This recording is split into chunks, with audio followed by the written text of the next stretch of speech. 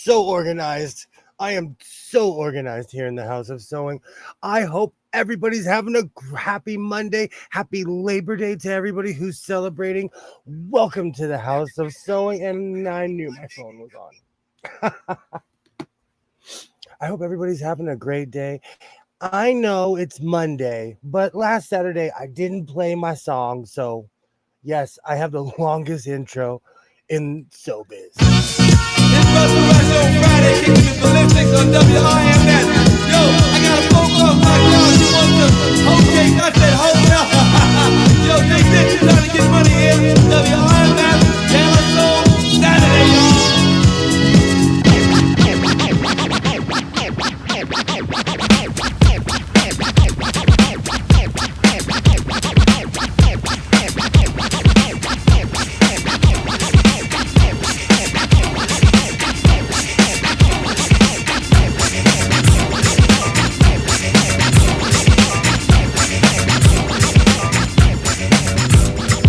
Girl meets boy on Thursday night.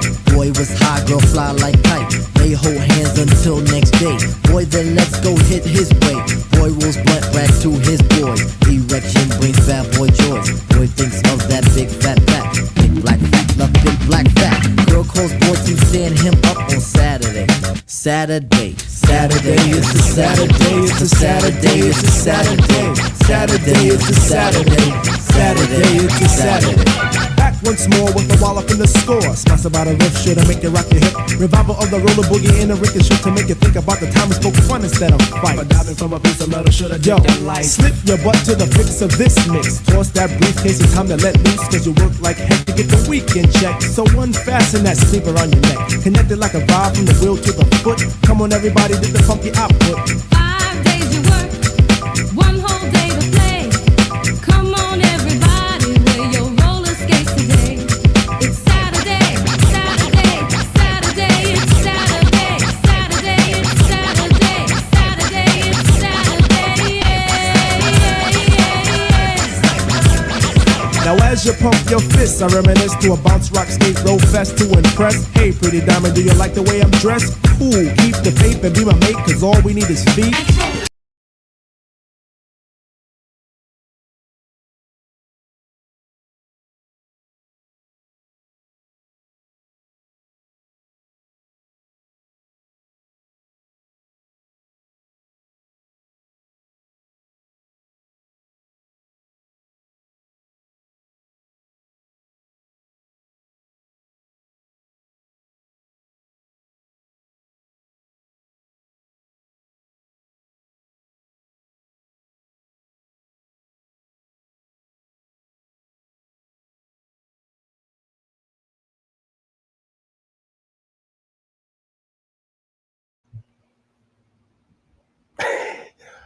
Let's try that again. Thank you, Debaz. Thank you. I was thanking you for being here. Thank you for letting me know that I was muted the entire time. You know, you would think it's my first day. You would think it's my first day. Oh, that's definitely going on the blooper reel. Okay. Okay. Let me try this again. Hold on. I have to stretch.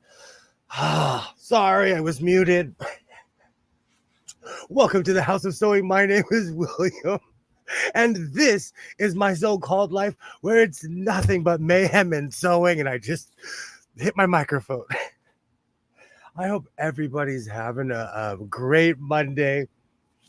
It's a good sign when you're starting off with calamity. But before we get to any of the festivities, this program is for entertainment purposes only, and its content is not intended to malign any religion, lack thereof, race, gender, company, individual, or wigs. All opinions expressed by my so-called life and program participants are solely their personal views and do not reflect the opinions of every single human being on planet Earth. Sorry, I had to get through that without laughing. So, I finally finished the creation of what I started on Monday. And, you know, let's be real. I think I just made a really, really fancy bathrobe. let me switch my angle. I think I'm gonna call it when I create my short. I haven't, I try to think of titles and things to say.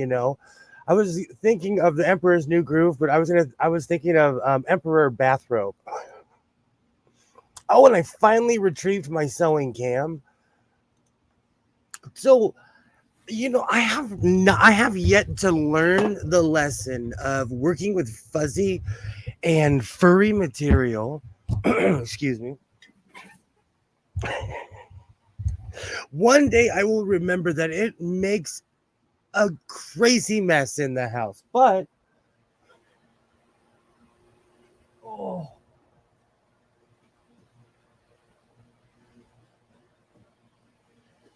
the real reason I'm scared to put this on is because I took a shower and the fuzz sticks to my bald head like Velcro. I looked down at the shower. I was like, "Oh, what is? Oh, that's right. I was sewing." And it was a cool 102 here in my hometown today.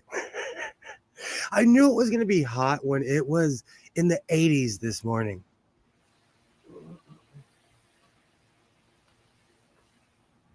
I always think I'm creating or recreating something.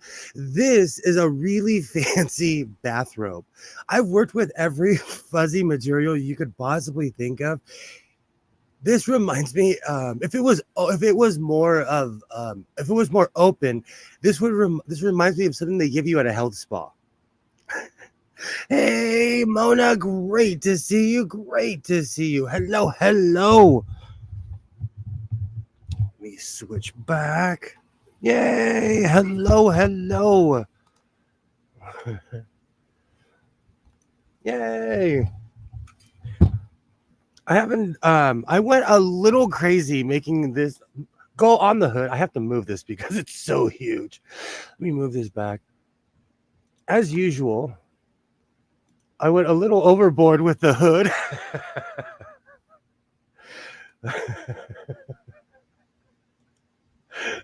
This is cozy. That's why because I was going for a certain look, and the more and more I measured it, I didn't have enough.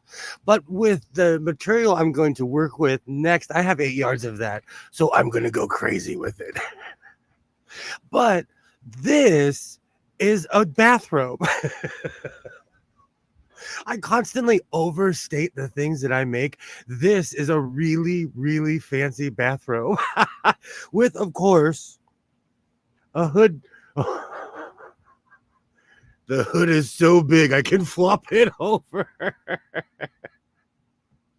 I, I look, you know, I look like they do true confessions of animals. I'm like that, like when they cut to the skunk. I'm like, look, this is how skunks really are. Oh man. Oh, do you know it? It was only 104 or something crazy where I live today. I spent the whole day trying to avoid this room, and I'm sitting in my living room and I'm sewing, and I kept on walking out here, and I'm like, oh, it's still too hot. It's still too hot. Summer's not over, and it made me laugh. I was watching the news earlier, and they had this newscast. Um, and the newscaster was asking, and it made me laugh because of all towns on earth, they were walking around my town, and the newscaster was asking people, "How do you feel about the weather?" And they're like, "We hate it."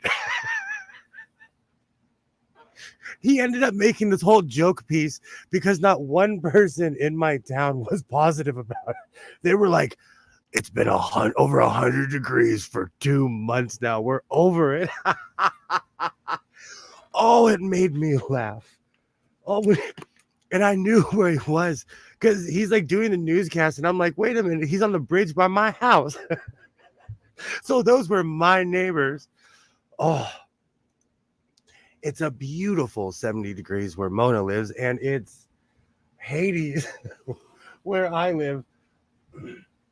You know what the funny thing is?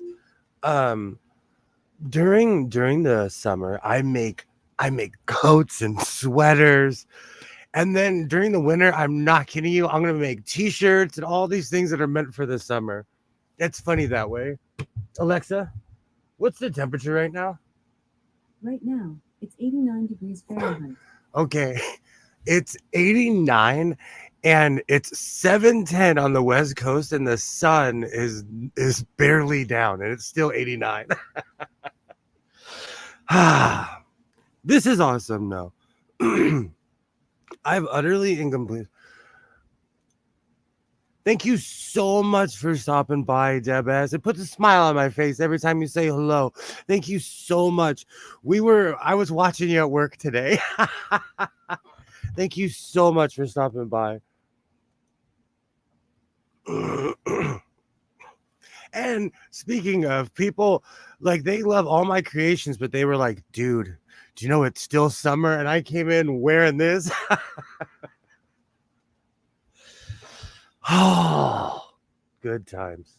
Good times. I have all kinds of material and I'm planning on I'm planning on taking a trip next week. It's not even a secret at this point. I'm planning thank you so much. Thank you so much, Deb. I'm planning on going to So Yeah this weekend or next weekend.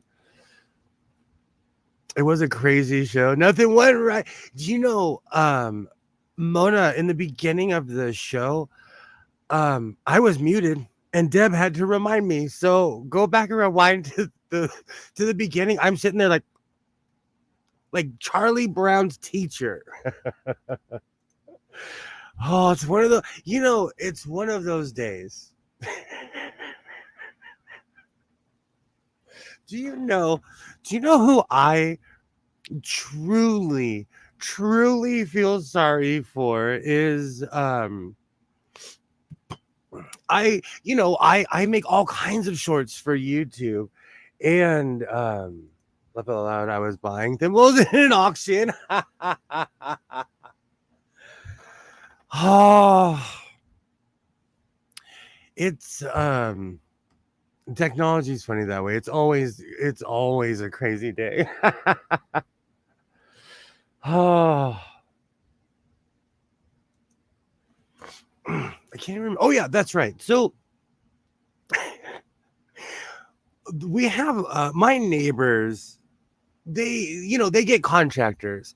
I'm actually a licensed contractor. I know that's crazy, but it's what I do for a living. So I don't. When people ask me to do side jobs, depending on what it is, I will or will not do it. So my neighbor actually got somebody to build a fence. And the guy sees me every day with my cowboy hat on. He sees me, and I'm sure he has an image of me. And he's been building that fence for a while. He's milking it. That man is milking it. But hey, make your money. I'm not judging. Long story short, I went out and I was posing for my short. Should have seen the man's face. He was like, it was like if you told him Santa Claus wasn't real. It's like the real life Easter bunny came hopping out on my front lawn. People have this image of me, and then I come out wearing crazy stuff like this, and they're like, who is this guy? And on one of my trucks, you can Google me because my license is on there. And I'm all serious on my business website. So I'm sure he's Googled me. And then he sees me in my front lawn and he's just like, I feel sorry for that guy. I feel sorry for that guy. And I got rid of the obnoxious yay. Oh, I like that. Obi-Wan Cozy. It's a work in progress. It's a work in progress. I was going for Emperor Bathrobe. I'm trying to think of names for my short. Yay! Hello, Donnell. Great to see you. Great to see you. Hello, hello. I like Emperor bathrobe. It just didn't turn out what I thought it was. It's a bathrobe. This is a hoodie bathrobe. It's kind of like when I worked with that material that I have a red rug in my bathroom, a bright red rug. And so when I got this really fine red furry material, the entire time I looked at it, it reminded me of a bath rug. Oh man, this is hot. We came, we saw, I will create a short. Let's do it one more time. The hood is humongous. Oh, snuggie robe. That is true. I've been wanting to make a snuggie forever. I could make a pair of shorts because I don't know if I have enough for a pair of pants. I have one like that, but the hood is not as big. Do you know, I think I've said it before, but my hood obsession started because I wear hoodies under my vests. I ride a lot during the winter because no one's on the road. And because of that, I'm constantly wearing a vest with like a hoodie or like, I'm multi-layered. And after a while, they no longer make hoodies for people with giant heads like me. I need a pom pom on the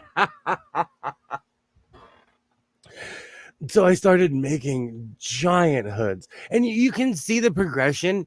I intermingle my early work and all of my shorts, so you can't tell if it was made last week or 4 years ago because I mix everything. But you can see the progression of the size of my hoods because first I made the hoods practical, were how I wanted them, and then they just started getting bigger and bigger, and now I'm a real life snuffleupagus. You can fit a full size pit bull now. Do you know? For as much as people always blame their parents, my mom was the original. Like, oh no, we're gonna go to the grocery store because candy's cheaper. Stuff your pockets. And whenever we go to a movie, I would walk into a movie like this. Because even in 1989, she refused to pay. Oh, she used to, and it was overpriced at the movie theater even back then. Oh, so maybe that's why I like making giant hoods. I have no idea. Oh, and it was yes, I'm wearing my NASCAR shirt, my NASCAR jersey. I couldn't decide what to wear, and it's been a while since I've worn this. Oof, it is hot under there. Oh, it is hot. This is some sort of like fake furry material. I have worked with every possible variation that I can think of at this point. Yeah. And every time I work with that stuff, I end up wearing it. Oh, all right. So let me put this back up on the dress form.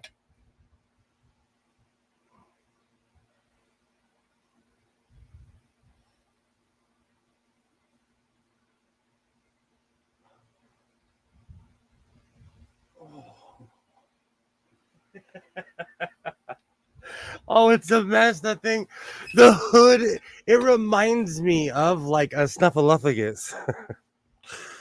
Okay. So next weekend, there's all kinds of stuff going on, all kinds of graduations and all kinds of things that are going on. So I'm gonna be taking a vacation again this weekend. And it only takes 4 trips. This will be my 4th trip, but I'm gonna go to So Yeah.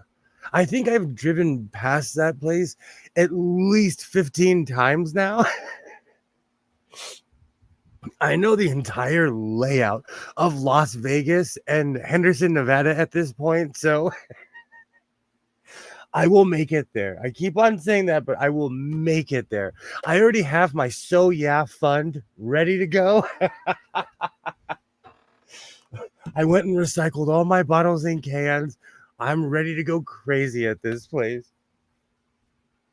It makes me laugh because every time I've gone to Vegas, I went to Boot Barn. It was overwhelming walking into Boot Barn because the one by my house, I have a large foot, so the selection is this big. When I went to the Boot Barn in Vegas, I was like in the size 13 room. Also, with the Bass Pro Shop, I'm not even into fishing. I just went in there just to be like, whoa. So I'm ready. I'm ready. It's that, and I'm gonna go back to that place called Sandy Thrift. One of the reasons it's so hard for me to go to that place is because they're open during normal people hours. And whenever I travel to Vegas, it's always in the middle of the night because it's safer that way because no one's on the road. And coming from where I live, I always think I'm original. I'm a trendsetter. Every person with nothing to do goes to Las Vegas. Every person where I live in Los Angeles goes in that area. So you get weird traffic on a Friday night. So I try to travel, early in the morning. But there's one of the largest thrift stores I've ever seen on the border of Nevada and California. And in my last video, I finally walked in there and it was overwhelming. And I went there at the end of my trip. And this time I have an opportunity to start my trip there. So I'm probably going to go a little denim crazy. It's trendy. It's a bit overpriced, but they have everything I ever wanted there. And it's the only place I found where I could get like crazy overalls, like camo overalls for under $50. So I'm excited. I'm excited. Well, I'll have to run. Back to family time. Just wanted to come in for a bit. Show my support. Family busted me with the earbud. No worries, no worries. I'm probably not going to go that long tonight because I completely understand it's a holiday. Thank you so much for stopping by. I'm out here hiding because I've been hanging out with my family.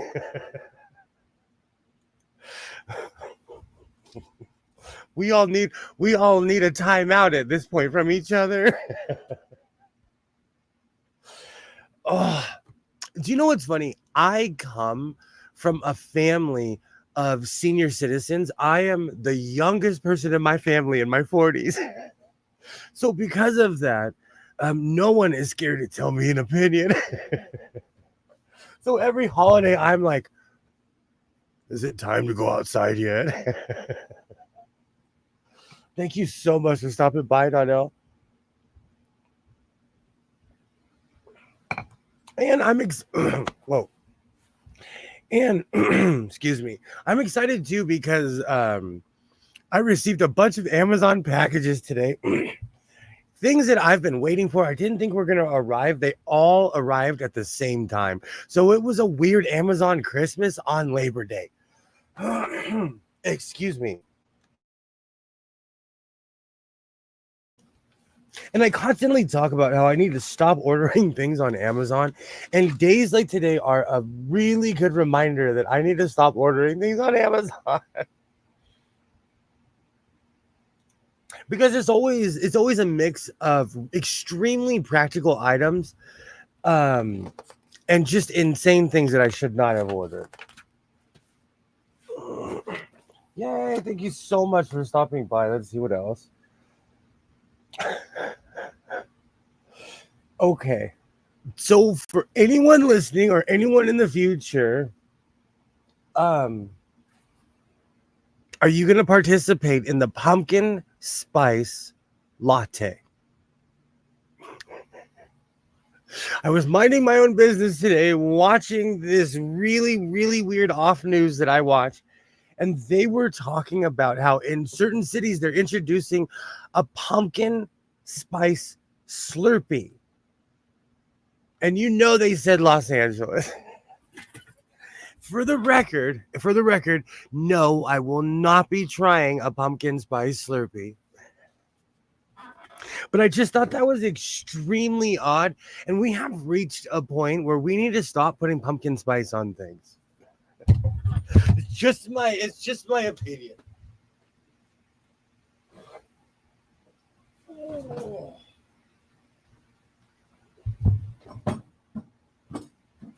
I should grab the material first.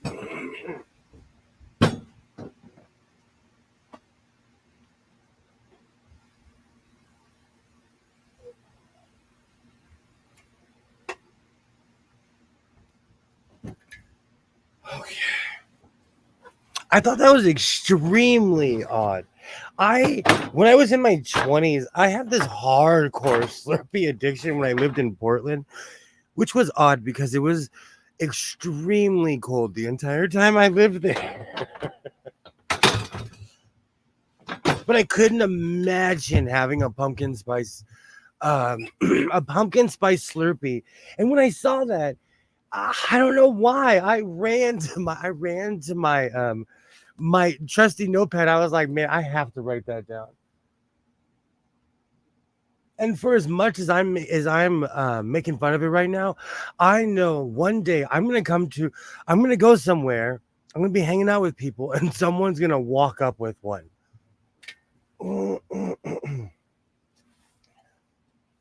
All right, this is an extremely weird tweet. Let me cut that right off the bat.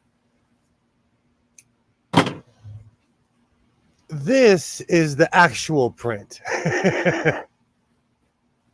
What I plan on doing with it is making a whole outfit, but we'll see. You know, I always plan for certain things, but when you get to the intricacies of actually making an entire outfit, I don't know if I have enough. I don't know if I have enough material, but we'll find out. And for the record, I will not be having a pumpkin spice Slurpee. But I'm telling you, someone I know is going to pop up with one of those things. And the funny thing is, depending on where you live, everything's different. Where I live, they serve tacos everywhere. I have to drive, but we'll pop back on when I get there. Thank you so much for stopping by. Thank you so much.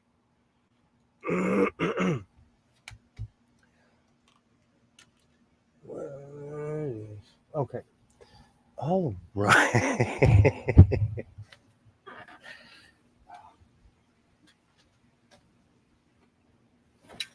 I haven't decided what direction I'm really gonna go with there. I'll even run. Thank you so much. Thank you so much. But I think I have enough material for a full outfit, but please do not quote me on that. We'll see. We'll see how this goes. Let's see. That's the sleeve. Perfect. Perfect. I hope everybody's having a relaxing, great Labor Day. I kind of I hung out and chose to hang out and clean all day today. It's one of those weird traditions that when I was a kid, I would dread days like this. And as an adult, I'm like, day off, we're going to go clean everything.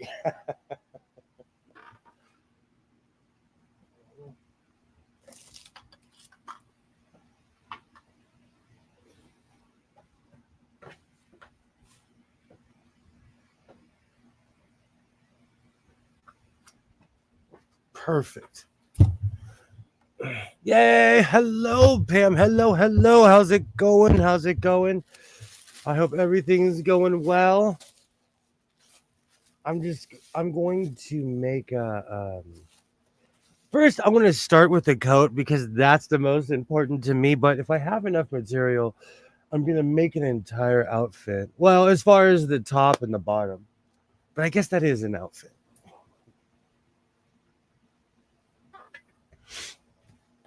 You know, I always say, "Oh, I'm not going to make the coat that long," and then I end up making it extremely long.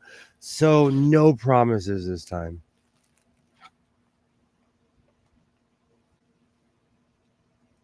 Also, Pam, my dryer is starting to squeak.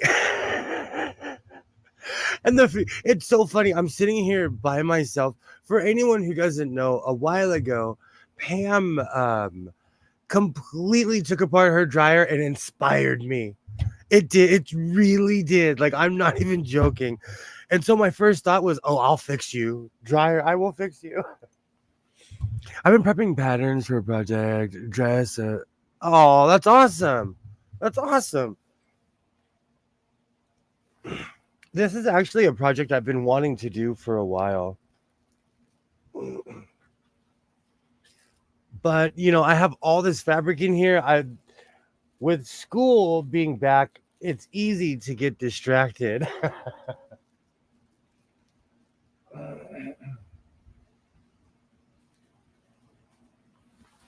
And you know what? This year I did not get back into the groove well. So school's back. I'm finally back into my school year self, but it wasn't easy.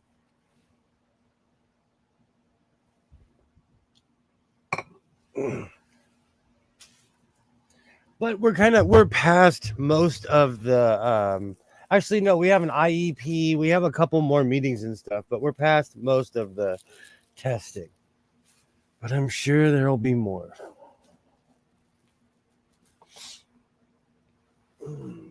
Perfect. Perfect. Absolutely. So much running around to do. It makes me feel old. I'm thinking about getting a whole new front seat in my car. And just a more comfortable one.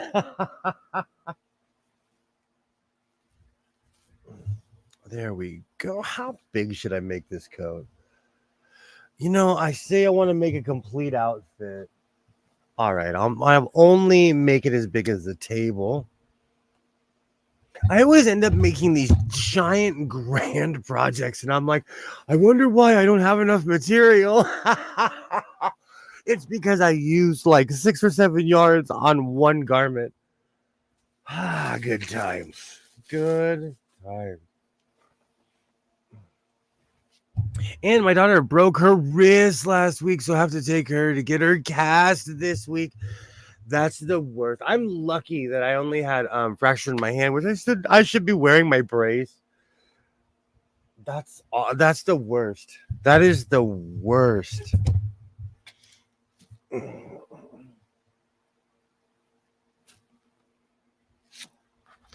That's been happening a lot around here as well, of people getting injured. I guess it's the time of year. I'm trying to think. There's a bunch of people around me that broke arms and legs. A lot of it is just bad judgment.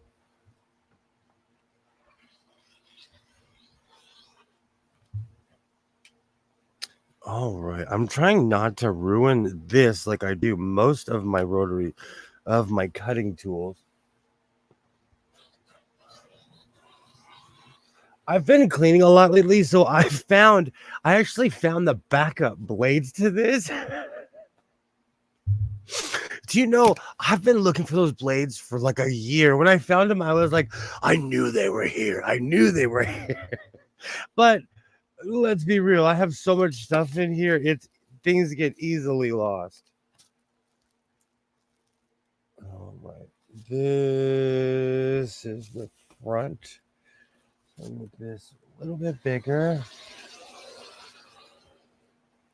Perfect. And I might go all the way down the table. I said I wasn't going to make it that long. There we go. Perfect. But you know, I will act accordingly and just adjust to it. The one thing that I have not got used to yet is timing the distance that it takes to leave my house to go pick up my son from school, because there is once again the passive it's like the hunt for Red October. It's this really passive aggressive parking war. No one says a word. We're just like, whoever gets there early is just sitting there reading a book, smug, looking over their book, like, ha ha ha. It's bad. It's bad. Ah,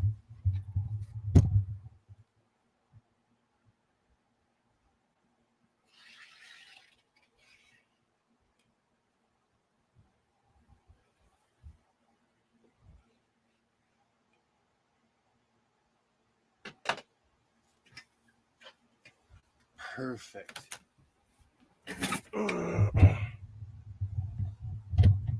You know, it makes me laugh. I purchased this material. It was on unbelievable sale, so I bought a lot of it. But it always makes me laugh when I buy what I consider like undesirable material or something where someone's like, "What are you gonna do with that?" Because this material, they were almost giving it away.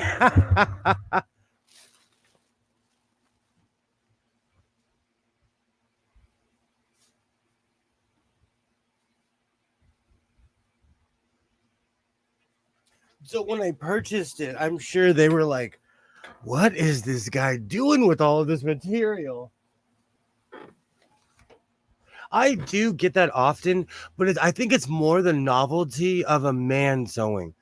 People always ask me, "What are you gonna do with that?"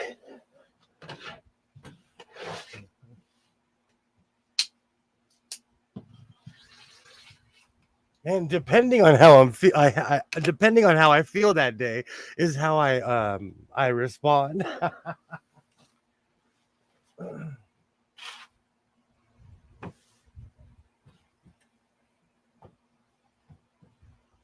There was one time I had a sewing machine in my hand, and this woman asked me in Spanish. She's like, "Do you know what that is in your hand?" And I told her, "Yeah, it's a boat anchor." She didn't laugh. I think she was just mad because I got to it first. But it always makes me laugh when people question me, like, "What are you doing?"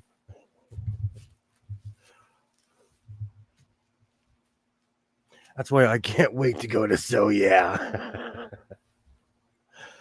Oh, perfect. Perfect. Today I've been taking it easy. In the past couple of days I've been trying to take it easy because every single weekend I go out and buy fabric or I go out and buy something exotic. So this weekend I decided to take the entire weekend off and get organized. And I'm like halfway there. I ended up building a rack and cleaning my closet, which is revolutionary here. I still have a lot to go, but I found I found a lot of stuff, and it reminded me of what I love to do and how much I love to do it.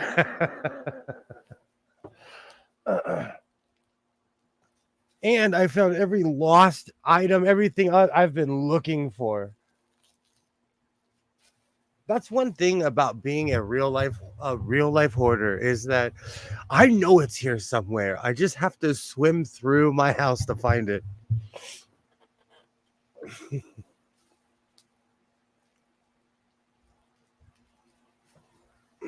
And one of the reasons you know what I say this, like, I'm gonna stop buying fabric next weekend. I'm gonna drive literally across state lines and go crazy. And so, yeah,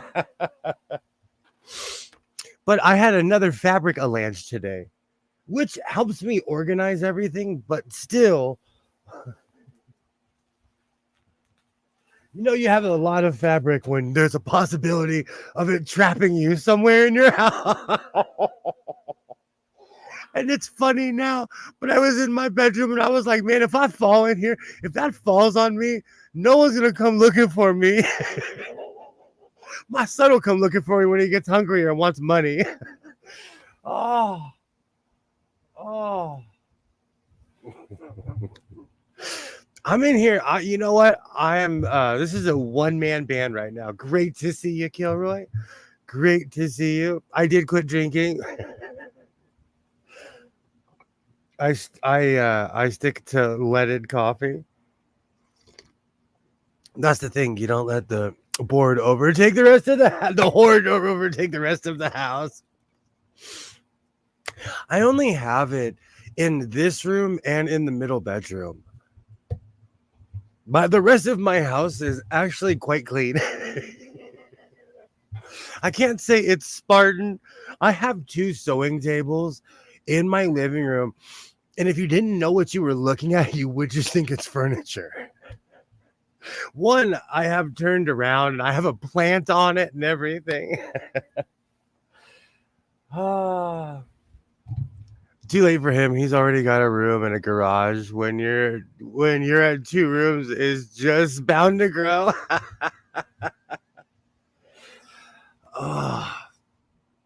It's, you know, the one thing that I've been avoiding, which no one has noticed because it's been years since I brought it up. I have a storage unit, and my storage unit is filled to the brim. I think there's a 1904 Singer just hanging out in my storage because I remember putting it in my car. But I talk so much. But I remember putting it in my car and then getting in a conversation at my job. And obviously, I drove off and put it somewhere. I've been avoiding my storage unit because it is almost the same size of this garage, and it is filled from one side to the other. That's honestly, though, the pipe tobacco is good memories. For as much as I do not smoke Captain Black at all anymore, it was good memories. And when I used to smoke Captain Black, everybody of a certain age would walk up to me and be like, you know, you smell like my grandfather. And I would stand there like Captain Black. Thank you. Thank you. Oh. But yes, my entire storage unit smells like pipe tobacco. I forgot about that.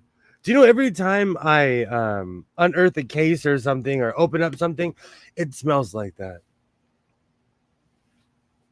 But that's what happens when you quit smoking. You do not realize how much you smell until you actually smell what you used to smell like.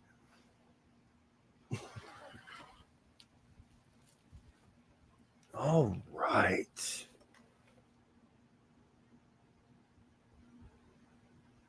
Perfect. I forgot about that. So I've been avoiding my storage unit like the plague. And if I stopped paying, let's just say storage units are not cheap where I live because everything's overpriced. So I feel like I'm renting an apartment that I don't live in.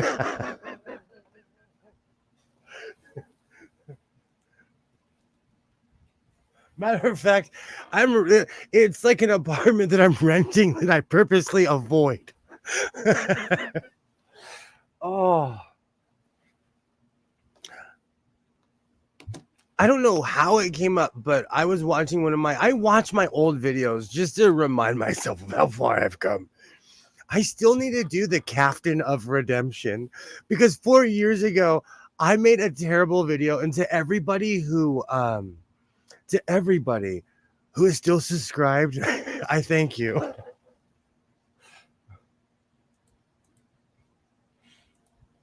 There we go. But I definitely need to make the Captain of Redemption. But I was watching one of my old videos, and my storage unit was filled 2 years ago, if not longer. So that means I have not I have not gone into my storage unit in over 2 years. I've been avoiding it. All because it is extremely overwhelming to own that much stuff.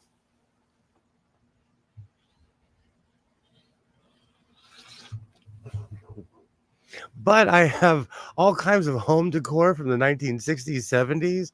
I have all kinds of furniture I forgot about. There's a whole world of stuff that I have I honestly I have all kinds of stuff in there. All kinds of stuff in there. I have a power chair in there. There's a power chair in my office.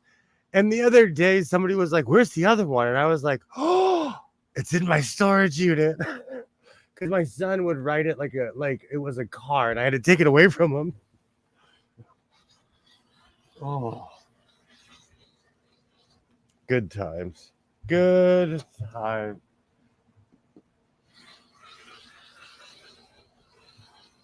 So needless to say, I'm definitely gonna have to get on the whole storage unit because it's time to go in there. And it's been a solid man, I've had that storage unit I think for 5 or 6 years now. So I think it's time to go in there and get rid of some stuff. I think that's enough time for me to get over whatever issue I had and to go in there and actually do something about it.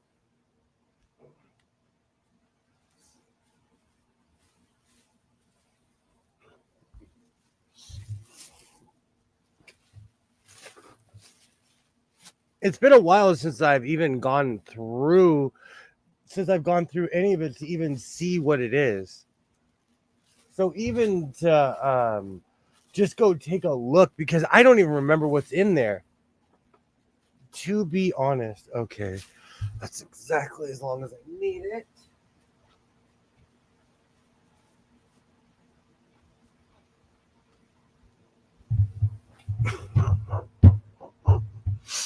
I had this weird system where like I would bring all the relevant stuff home, but all the electronics became overwhelming. And so I put a lot of stuff in the in storage unit.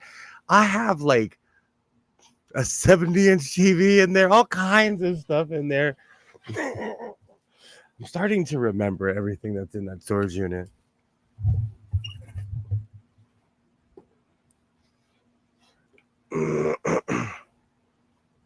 I think it's time to get rid of I think it's time to get rid of half of the stuff in there.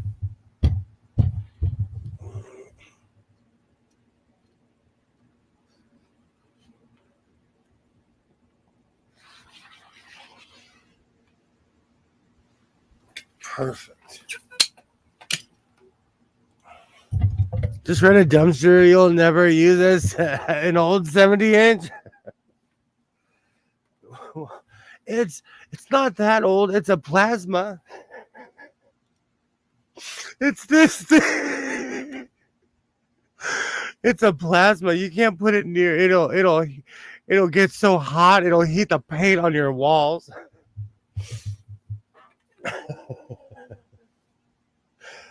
All right. What am I gonna line this with?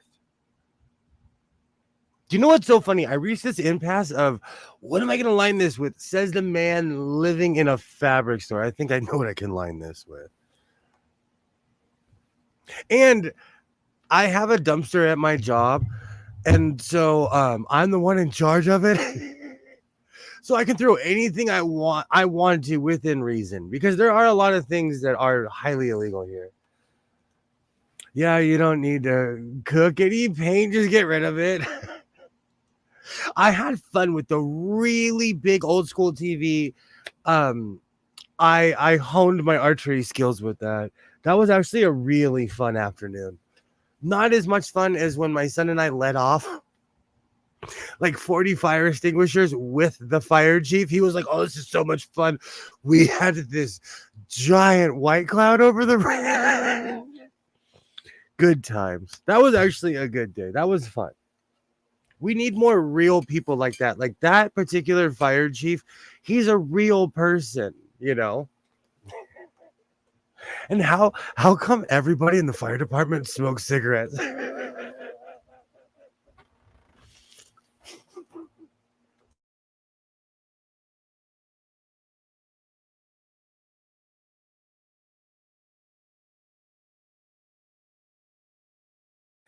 Good times. Good times. Okay, so we have that piece. We have the other. Let's make the arms, and then we can start compromising with everything else.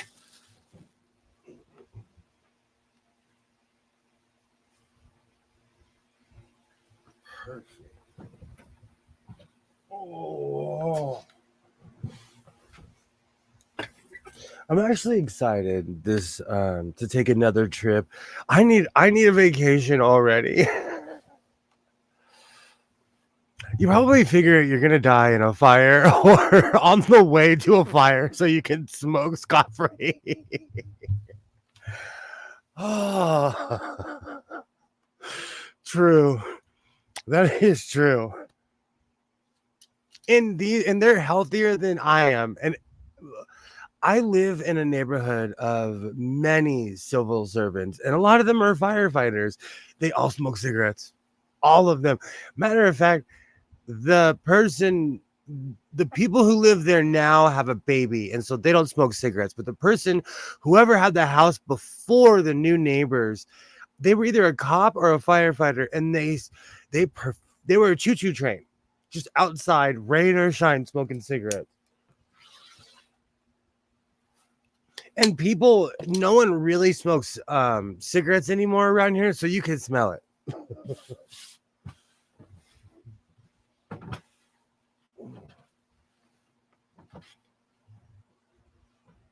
Perfect. Perfect. All right. I have a lot of materials, so I'm definitely going to try to go full outfit with this, but do not quote me. We'll see how this goes. The furry material made a mess. Do you know every time I work with furry material, I quit. I quit sewing. I'm like, why did I do this to myself? I quit. And then I put it on and I'm like, oh, this is amazing. Let's make another one. Oh, I was always the kid. They put the fire suit on fire safety day because I was the tallest. You got to be in shape just to wear the fire suit. That thing's heavy. I have a neighbor who was actually an inspirational human. I almost said his full name, but he got picked on in elementary school, junior high, and high school. He's my brother's friend. We all grew up on the same block. The guy taught me how to fish. He was a real person. I grew up around real men. And he moved to North Carolina, somewhere on the East Coast. He's been a firefighter for since the 90s, since like 96, 97. The guy is a superhero. Because Lord knows I would pass out with the suit on. They would have to turn my oxygen up. I would need oxygen for my oxygen. I give props. Firefighters are different. Like I actually know quite a few people that are firefighters. They're good people. They are good people. But it's weird to me. They all smoke cigarettes. Except for the person I'm thinking of. And he lives in North Carolina. And every time he posts a picture, everyone's smoking except for him.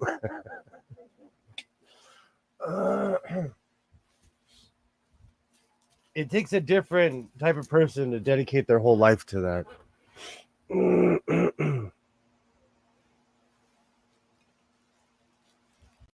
And like I said, because of where I live around, there's a fire station every half a mile. I'm not kidding you. I'm not kidding you.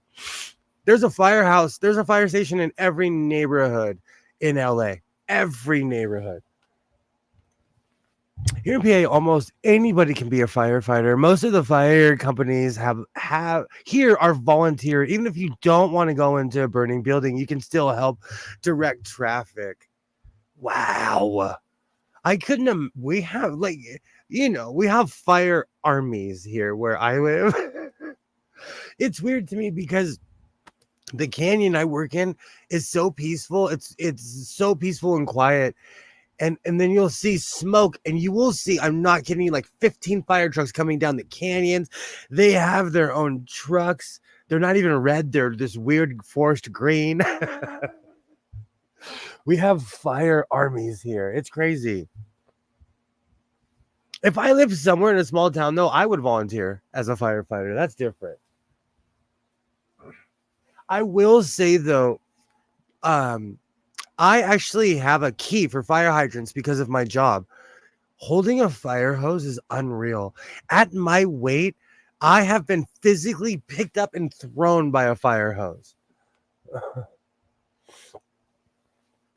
That's that's when they come with all of the non-volunteer volunteers.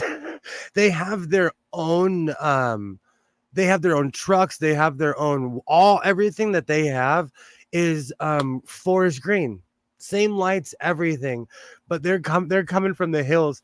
One day I will, like, I don't know if it's legal, but they have this giant campus up there. Yay, hello. I will say, though, there was a fire. I went into a thrift store. I parked my car. There was a huge fire, and they had that thing out within 15 minutes. That means someone had to call. They were there lightning fast. Yay, hello. I was able to try a fire hose while on a Navy ship.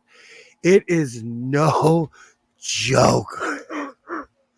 I think my predecessor turned up the pressure because I was trying to be a tough guy, and he's like, dude, you don't understand. I was like, turn up the pressure.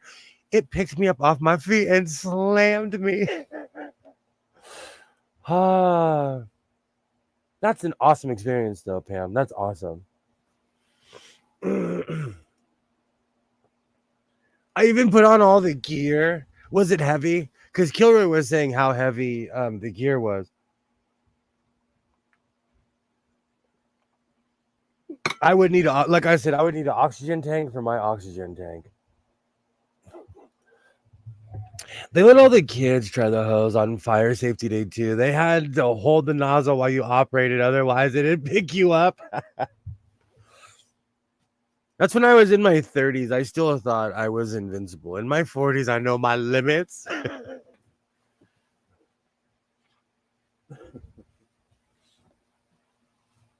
And plus, where I live, like, they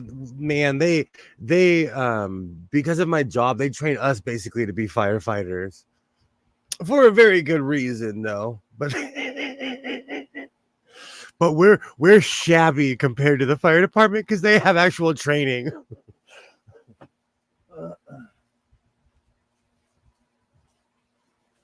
That's awesome.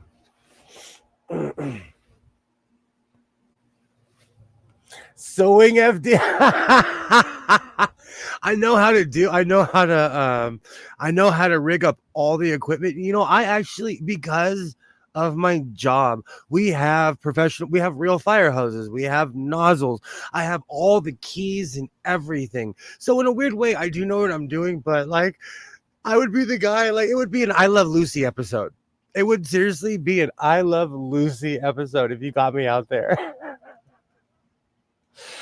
Oh, I actually have bad memories of that thing chucking me around. Oh.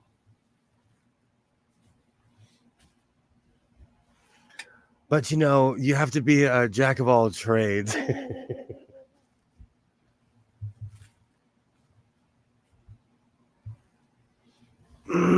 Especially in my job, we have water pipes running everywhere, so you have to know what you're doing, and sometimes we have to alleviate the pressure. But you felt that for a week. Yes.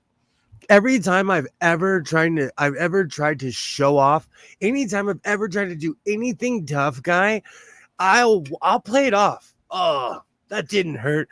The next day I'm in the fetal position, like, why did I do that to myself? Why did I do this to myself? Why?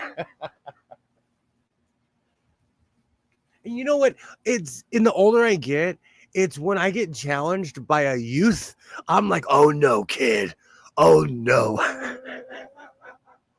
And then I'll show up, everyone's cheering. I'm like, I'm the champion. I get in the car and I'm like, I can't move.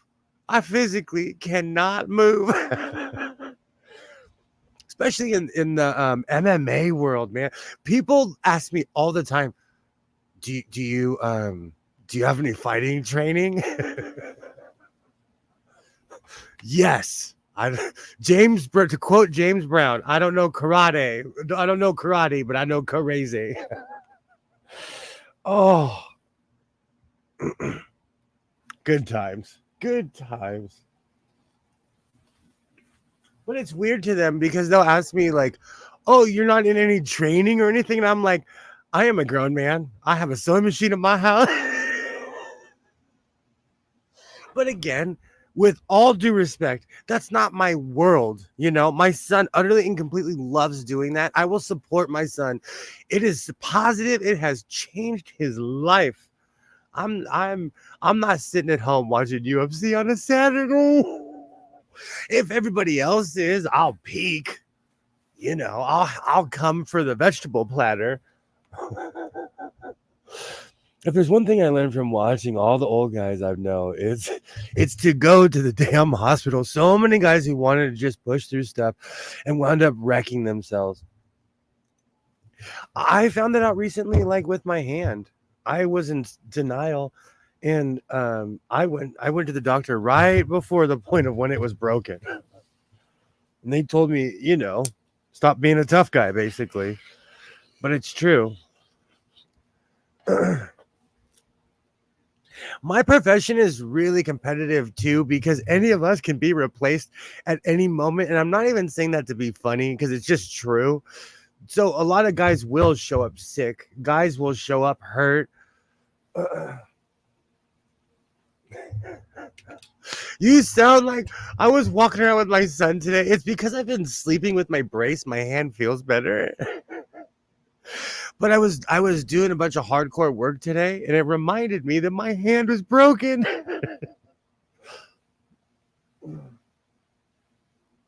Here, I'll put it on. It's just I'm not the same. Like as far as like cutting and sewing, I cannot operate with a brace on my hand. But the truth is, like, if I want my hand to work years from now, I need to take care of it now. And yes, I really fractured my hand. And I really don't think about it until I go to lift something heavy.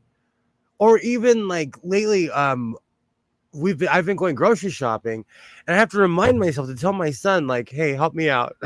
Because I am one trip William. I don't care if I have 3 bags. I don't care if I have 45 bags. I am putting my hand in many bags as I can, and I'm like a Sherpa going to my front door. And I live in a good neighborhood.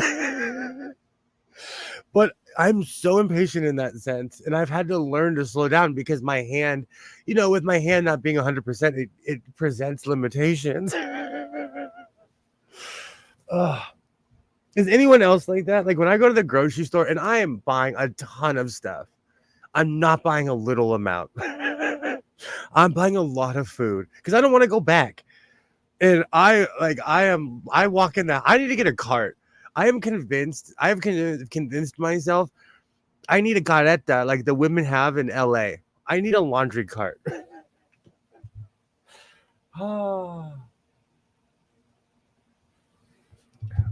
Line the bags along the arms. I do. I do, Pam. I do not play even the Walmart, any of those places. Like, but it's different because at the Walmart, if unless I have fabric, because that's a long story, but I always do self checkout because I'm the greatest bagger of all time because I know where things should go. Oh. I used to be like that, doing multiple trips when bringing the groceries and made grocery shopping a lot less exhausting. That is true. Like when I bring the bags in, I go and sit on the couch and my son's putting the food away. To be fair, though, he cooks more than I do, so he needs to know where things are. And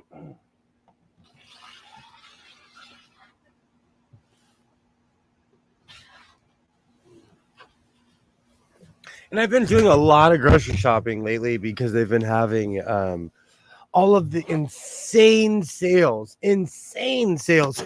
It's like it's 2010. Well, they do that around here for every holiday.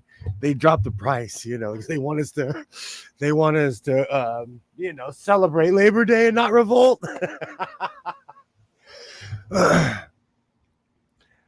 You just need a wagon.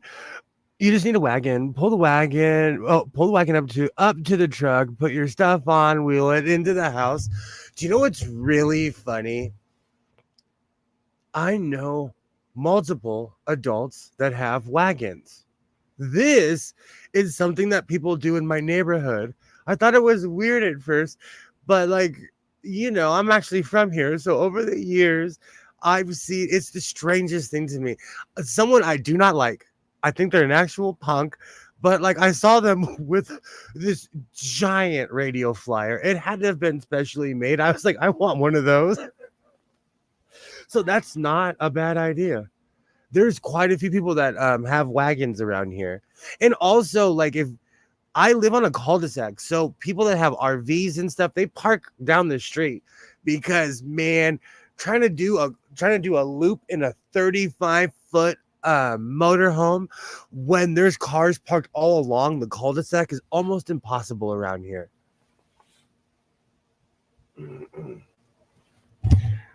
I have more than one for yard work, pulling heavy stuff around, that kind of thing. I have multiple wheelbarrows, but I have industrial hardcore wheelbarrows that are meant like I do concrete work with my wheelbarrows, so I'm not gonna walk around with those. And they're like, you have to work out to use my wheelbarrows. They start at 60 pounds. They don't want to leave the trunk open to make multiple trips. I think when I lived on Hoover Street in Los Angeles, that's where it came from. That's where the name One Trip William came from. When I lived on Hoover Street, man. And you know what? There was nothing but good people there. They were all hardworking people, but they were all paranoid of each other. And no one ever stole our groceries, but we were always like, all right, one trip. Where I live, it's really sad. It's like Leave It to Beaver. Like people literally have white picket fences where I live. It's a weird stereotype. I could leave my trunk open. Years ago, I left my car door open, and someone was knocking on my door. I'm like, I don't know you. They were like, sir, you left your car open. Oh, good times. Good times. But that is my thing. I do not want to do multiple trips, but it's different. When my son is with me, I have more help. And a lot of the times when I go shopping, I'm by myself. So I'm extremely impatient. But having my hand out of commission has really taught me patience in a weird way because I can't lift. My son has a bench press rack and I walk up to it and I start hitting it and my wrist reminds me like, hey man, you're not healed yet. You're not healed. If you can make it in one trip, you bought too much. If you can't make it in one trip, you bought too much stuff. When I go shopping like I live in the woods. Like I'm coming down from the mountain. and where I live, there's like a grocery store in every neighborhood. But when I go shopping, I shop like I'm not coming back. Just pulled up Hoover Street. Damn, you were right there in the thick of it. When I was like 19, 20, I met a beautiful young lady. And keep in mind, I'm from the suburbs. And she was like, we hung out. We went on dates. We were adults, And then I found out where she lived. I really didn't think of it until one day she told me, she's like, I've never seen snow. I was like, are you kidding me? Let's get in the truck. Her and my cousin, we went to, I took her to Fraser Park.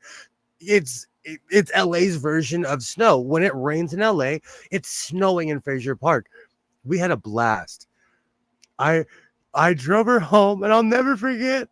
I walked up to her door like a gentleman. I walked back to my truck. My cousin locked my truck because he knew where he was. I didn't.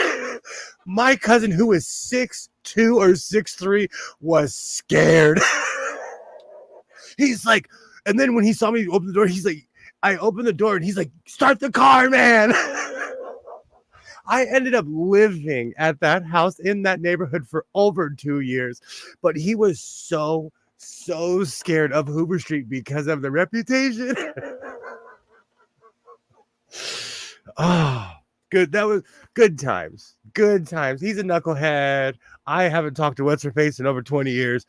Probably less. Good time. That was just a great story. But my cousin locked me out of my own vehicle because he was so scared. And he's of that size where no one's gonna mess with him. Oh, good times. Good times. Oh, I forgot about that. And I think because people were peaceful to me, I really never thought it was a complete culture shock from where I'm from, but I never I don't know. It's hard to explain. It's,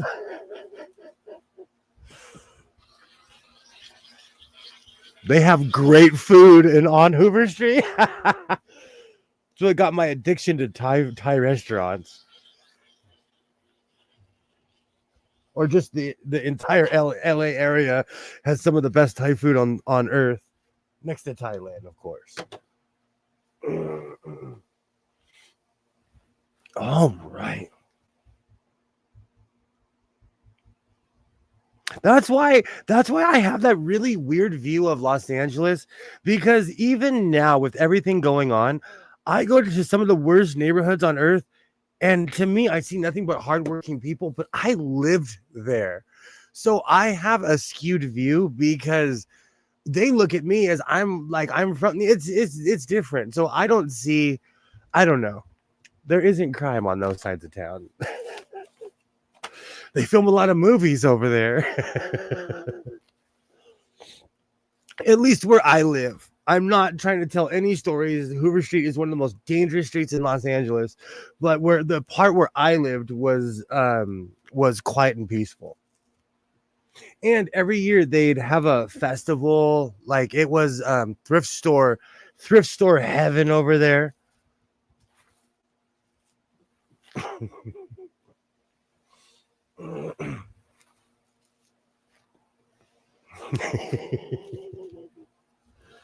Oh, good times.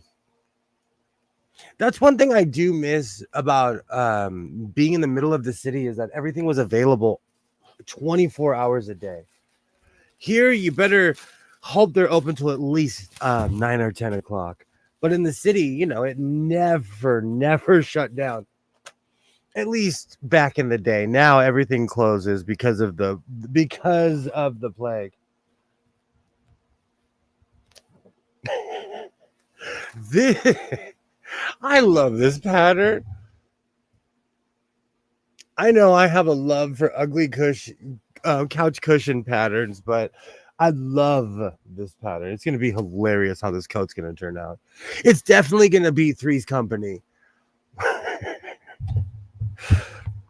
I've been watching a lot of Three's Company lately. I'm going to start dressing like Mr. Furley. Don Knotts, whoever was in charge of wardrobe with Don Knotts in the 1970s, knew it. They understood the assignment. Or maybe Don Knotts dressed himself. I don't know, but that is something to be mimicked. And I'm not even saying that to be funny. That is something that needs to be replicated and never forgotten. Now I have Come and Knock on My Door stuck in my head. All right. So what should I line this with? Let's get crazy. Let's line this with a loud material, because this is going to be kind of drabby. So I'm going to have to liven up the material a little bit.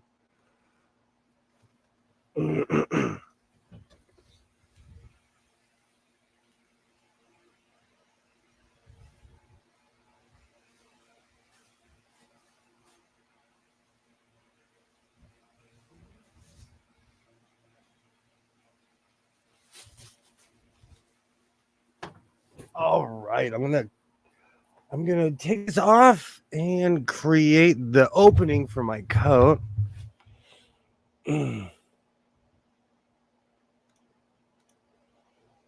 Make a friend that is new. Come and knock on my door. We've been waiting for you. He got and hers Three's Company. You know what? I think a lot of it is nostalgia. Um, I watched all of those shows. Three's Company, Sanford and Son, Good Times, Mama's Family. Um, I any of it. Even right now, the Carol Burnett show is on every night. I think it's because a lot of this was filmed in Los Angeles. People refuse to let it go. Laugh-In is on every night. Our Mrs. Brooks is on every night in Los Angeles, like all the 1950s stuff. I think because it was all filmed here. But Three's Company is my show. It reminds me of being a kid. And it's funny because as an adult, I watch that and I'm like, oh, I didn't understand that when I was 8 years old. Oh, I didn't understand that. I understood the premise of the show. I thought it was funny.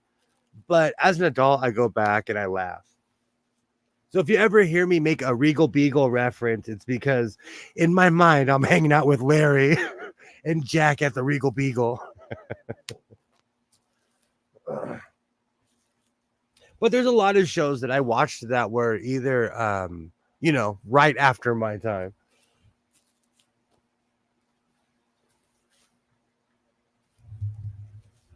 And I've already given the speech about how the zoo hasn't changed, so I won't say it.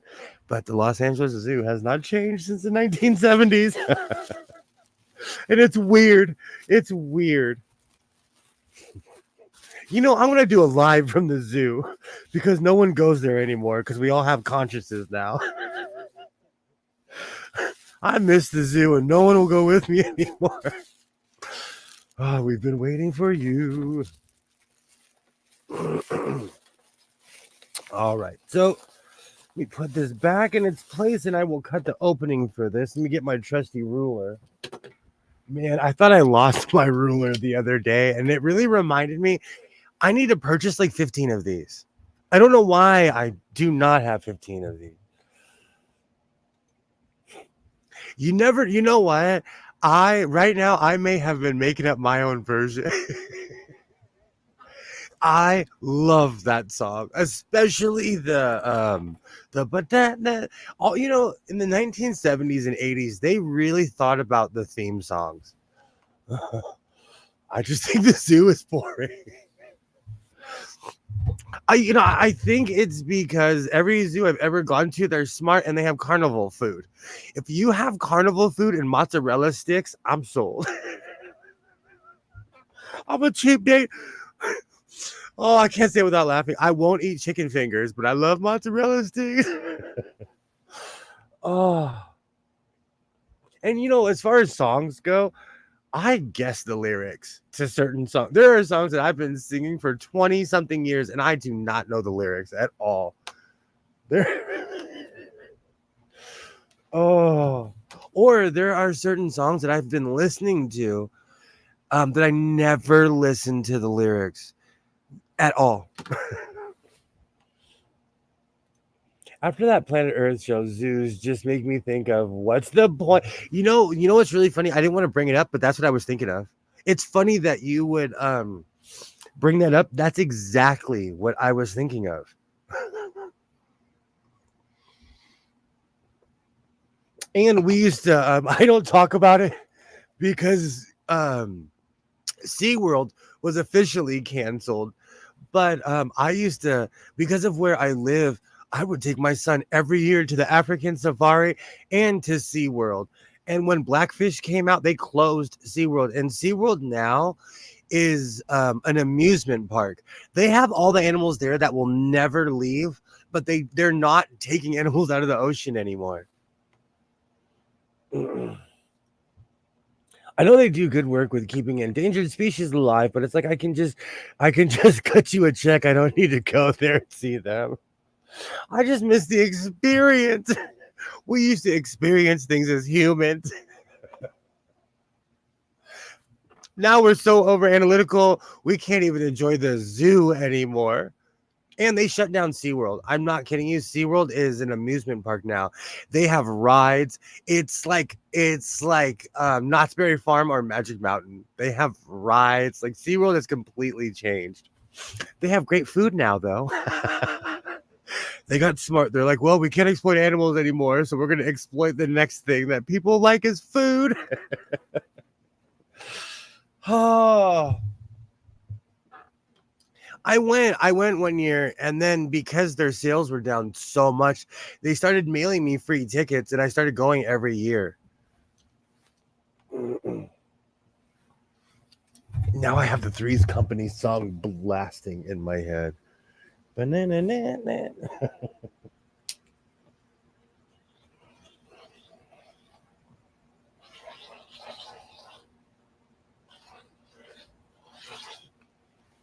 Okay, this is my precision cut to open this coat. All right, let me move the microphone so I don't make too much of a mess. But I'm not too much against it because we have fairs year round here. Because it doesn't rain that much here. We have like fairs all year long. And anywhere north of here there are farms everywhere, so they have amazing festivals during what we call winter here. Awesome. Oh man, I really do have "Come and Knock on My Door" stuck in my head. I think that this suit is basically inspired by Mr. Furley. I talk about this all the time. I'm not necessarily I'm into politics. I want to know what's going on, but I'm not going to sit here and waste your time and talk about politics for the next 3 hours.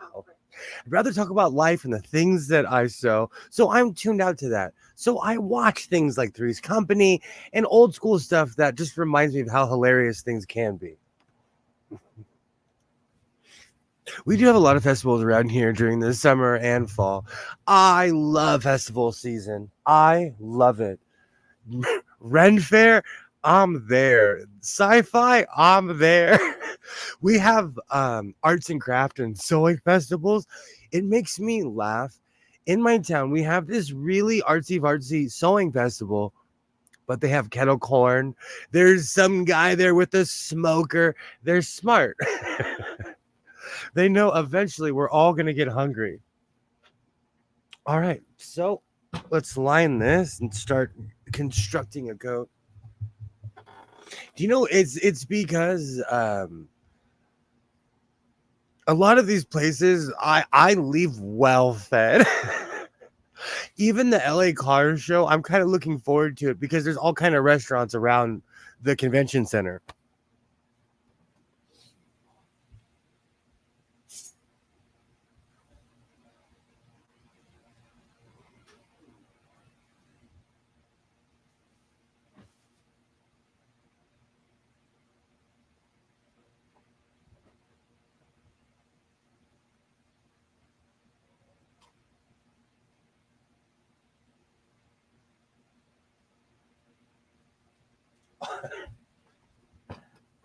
I just did the tablecloth trick with my fabric. I put my hand up against it and was like, huh, and pulled it out. Hey, how's it going? Great to see you, Alibaba. Great to see you. I am starving now because that's nachos. The biggest Renaissance fair in the world is here in PA. That's awesome. That's awesome. I love that time of year. I have my chainmail and everything. And ever since I created that years ago, I made from a costume pattern. I made this weird medieval smock and I still wear it. It is so terribly made, but I put a Misfits patch on the back. That thing is a hit. That thing is an absolute hit. Great to see you, Alibaba. Great to see you. Even though I look like a skinny Scott Steiner wearing chainmail. Oh, good times. Good times.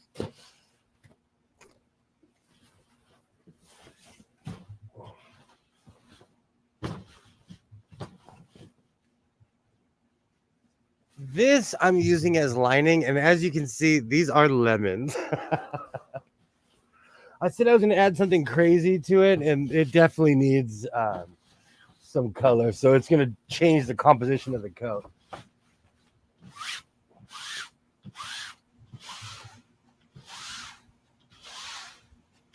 This is that extremely weird material from Walmart. I love working with this stuff because it's stiff.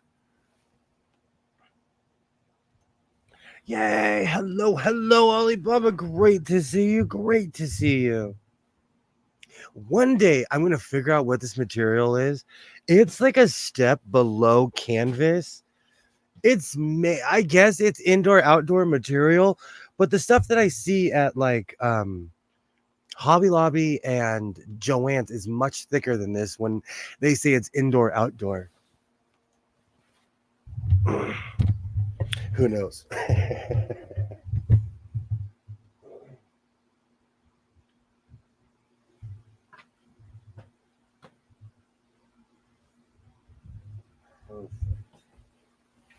Perfect. I'm trying to save as much fabric as I can. After all these years, I've finally learned to conserve fabric. It's not like I need to, but I love this pattern and I'm gonna probably use it for something else. Now I'm craving nachos. Do you know what's so funny? My doctor was like, well, if you wear your brace, your hand will be fine in 6 weeks. But he was like, knowing you, it's gonna take like 20 weeks, and he's right. Oh, the problem is my hand it feels better, and then like today I was doing all kinds of things. My hand reminded me real quick, like, no, you are not better.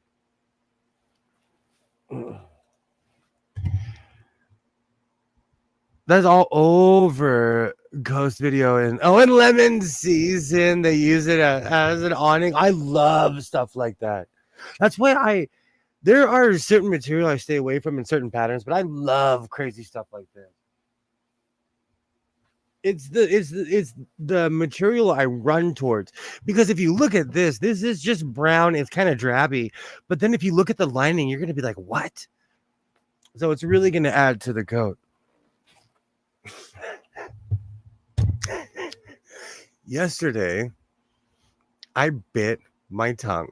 So if I sound like I'm talking funny, it's because it's because my tongue is swollen at the bottom.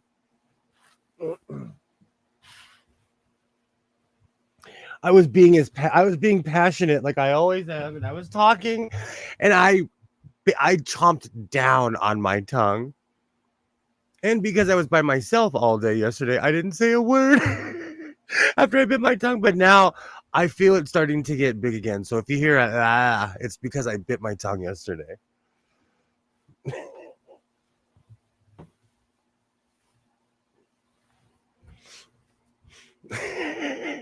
Sometimes I get passionate.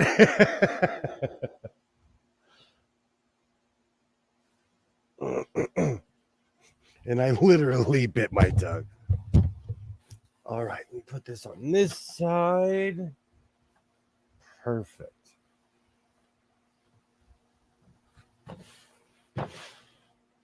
Perfect. Make sure they won't touch. Beautiful. So, how's your night going, Alibaba? How's everyone doing? What are you guys doing? How was your day? I was going to ask everyone how's their Labor Day, but Alibaba is our is part of the hat of America that we call Canada. Oh man, I cannot speak tonight. Oh. It's because I literally bit my tongue. What's Canada's version of Labor Day? Do you guys have a like, hey, we appreciate you kind of day?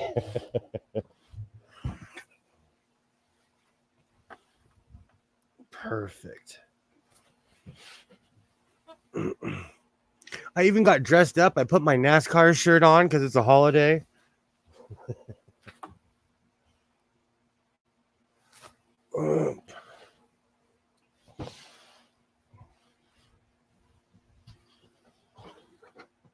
Do you know back in the day when I first started YouTubing, I would take these extensive notes. I used to know these things, and now I can't remember. 5 years later, I'm like, just hit the live button and see what happens.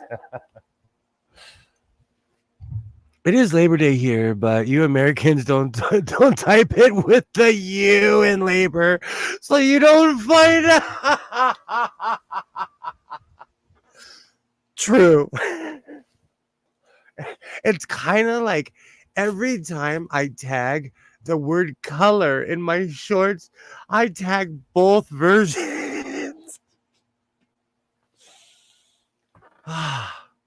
One with the U and one without the U. Oh, that's hilarious, Alibaba. That is hilarious.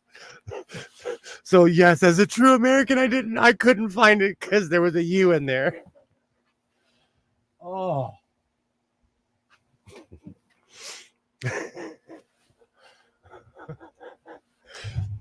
You only use the U because the Brits wanted to intimidate the French after we left. Oh, good times.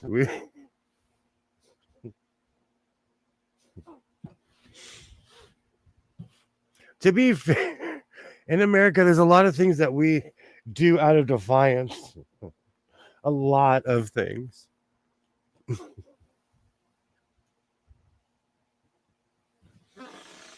Ah, that's like the only reason I even know about meters is because I have a real job. I have to communicate with people all around, so I had to learn real quick. Oh, that's hilarious. Do you know what's so sad? Hockey is coming back at the end of this month. Hockey is the old, well, I'm sure there's other sports like that, but hockey, if you make it all the way to the cup, you're going for 10 months. For anyone who's new to the channel, during hockey season, that's all I watch. I am a hockey fan. I'm a hardcore Los Angeles Kings fan, but I'll watch any game. I will watch Winnipeg versus Calgary on a Tuesday. So I get a little excited when hockey season comes back.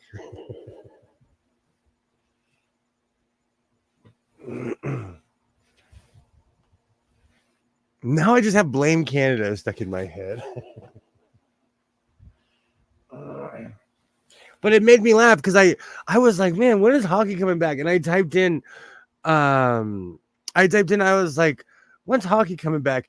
Literally in less than 20 something days, they're gonna start having games again. The King's Corner is coming back. And I've found all my old King's clothes. I have quite a collection of King's clothes. So I'll be wearing a different King's shirt. I have one for at least 15, 20 live streams. Oh, good times. Good times.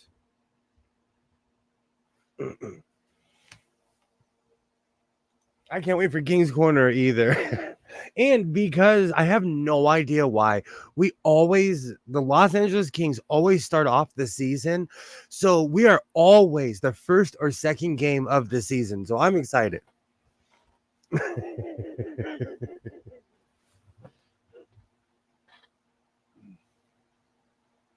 And it's in a weird way, it's one of the only reasons I have cable. Because if I wasn't really into sports, I wouldn't have cable at all. Because I get most of my news online. Even though I said this earlier, I was watching the news today and it made me laugh because this guy was like, we're going to talk about the heat. He was standing on a bridge by my house. So I was like, oh, I have to watch this.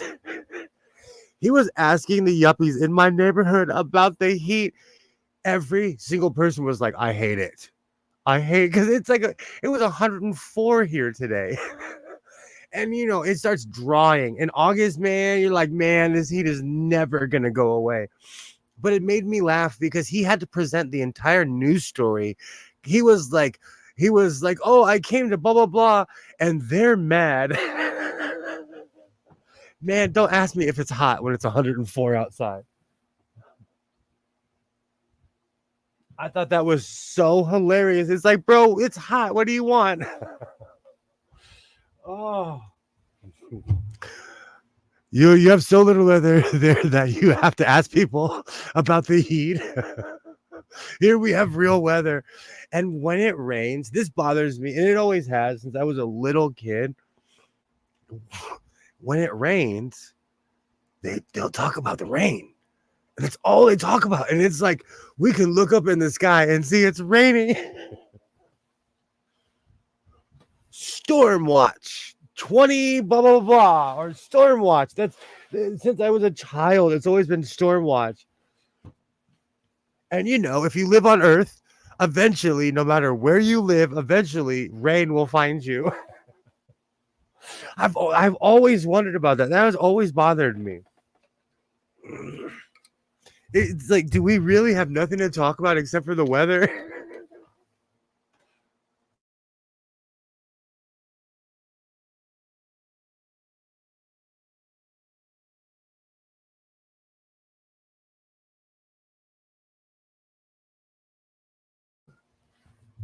Here they talk about the rain too for 5 seconds. This is part of the 7-day forecast.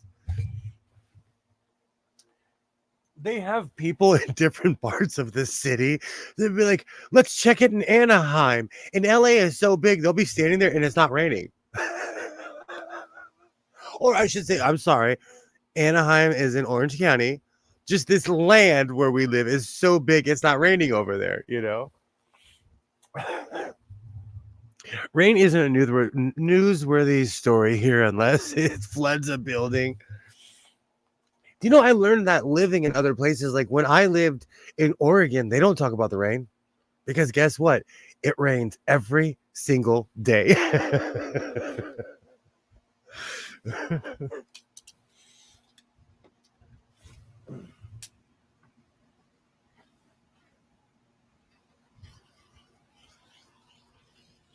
So it bothers me when it just made me laugh because they came to my hometown and people were like, "Are you serious?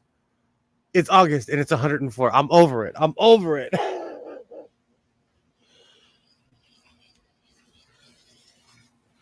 But like to those people who go running when it's 100 something outside, why? Why?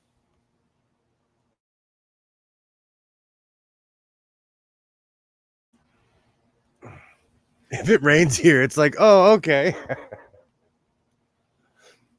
The thing that gets me is that most people that live here are not from here, and most people come from cold weather cities.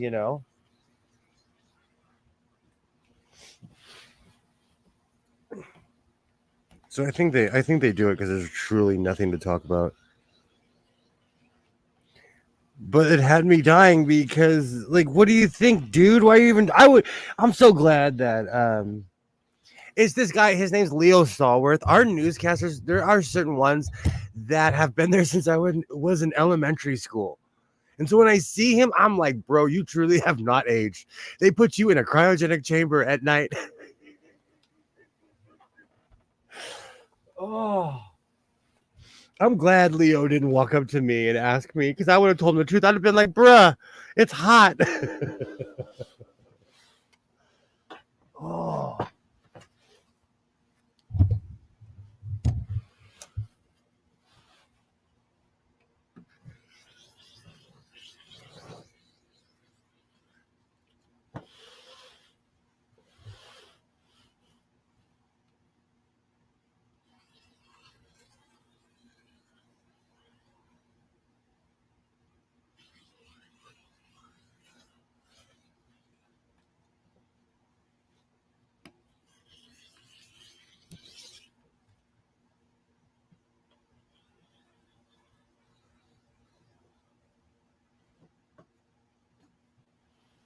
Perfect. I'm just trying to slowly line this.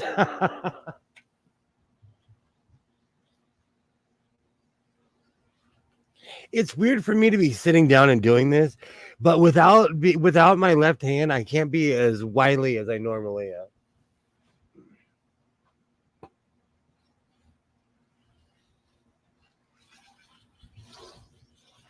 And because I'm left-handed, I'm actually doing this in an odd way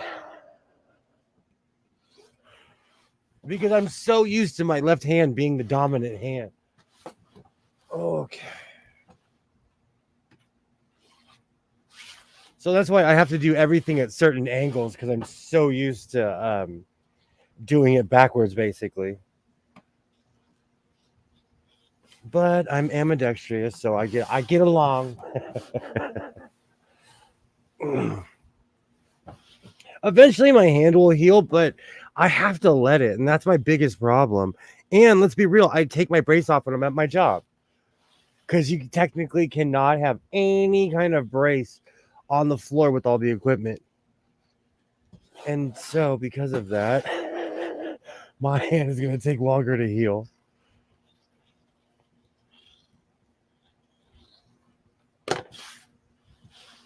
Perfect.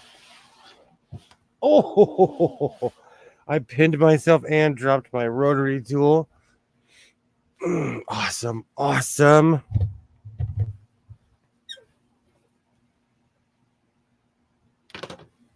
Perfect.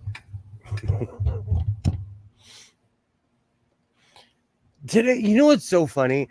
I've been taking quite a few days off because I am definitely planning on taking a trip this weekend. So I've been like, I'm not going to go thrifting. I've gone to the thrift store almost every other day. They just, it's just, I know what I want. I'm looking for specific things so I don't go as crazy as I used to. And it's not sewing machine season yet. After Christmas, it's amazing how many sewing machines are at thrift stores. Every year, I call it sewing machine season. For me, I'm picking up all these sewing machines, but really, it's they quit sewing. And I buy these brand new sewing machines for $15, $20 because somebody thought they were going to be the next, the greatest sewist of all time. And they quit within 3 weeks. And I'm not really poking fun at that because over the past 20 years, I've quit sewing 100 times. So I just noticed the mean shirt you were wearing. You should have been number 9, Chase Elliott.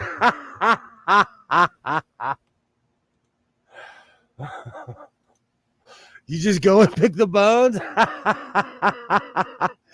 Oh, my dad used to call me a vulture. I miss that guy. He'd be smoking his pipe. He'd be like, "You're such a vulture," as he's standing next to me. We used to go to auctions and he'd be like, "Oh, you're such a vulture." And I'm like, "Bro, you came with me." Oh, Chase is in and Chase is out. Chase is out of the chase now. This team that I'm wearing is actually not around anymore. They completely changed their jersey and everything. I just like it because it says black all over the place. This is a black. Their sponsor was Crown Royal Black, and so I love this jersey. And plus, it's black. When I was younger, I used to watch NASCAR. The older generation, they were really into NASCAR. Now it's more. It depends on where you live. But back in the day, almost every single person, adults I knew, you'd walk in their house and it would be on. It says Crown Royal Black all over it. Crown Royal is a nice drink. You know what's so funny? I haven't had a drop in years and years, and I can still smell Crown Royal. All the oldies around here still watch the race every weekend. Same. That's one thing at my job. We watch Mona and they watch NASCAR. I'm not mad about it. I was one of the very few Canadians that watched it in the 1980s. That was for me. That was the heyday. But we're showing our age. For me, that was like the ultimate heyday because it's huge. Like back then, it was huge, but now it's unreal how big it is.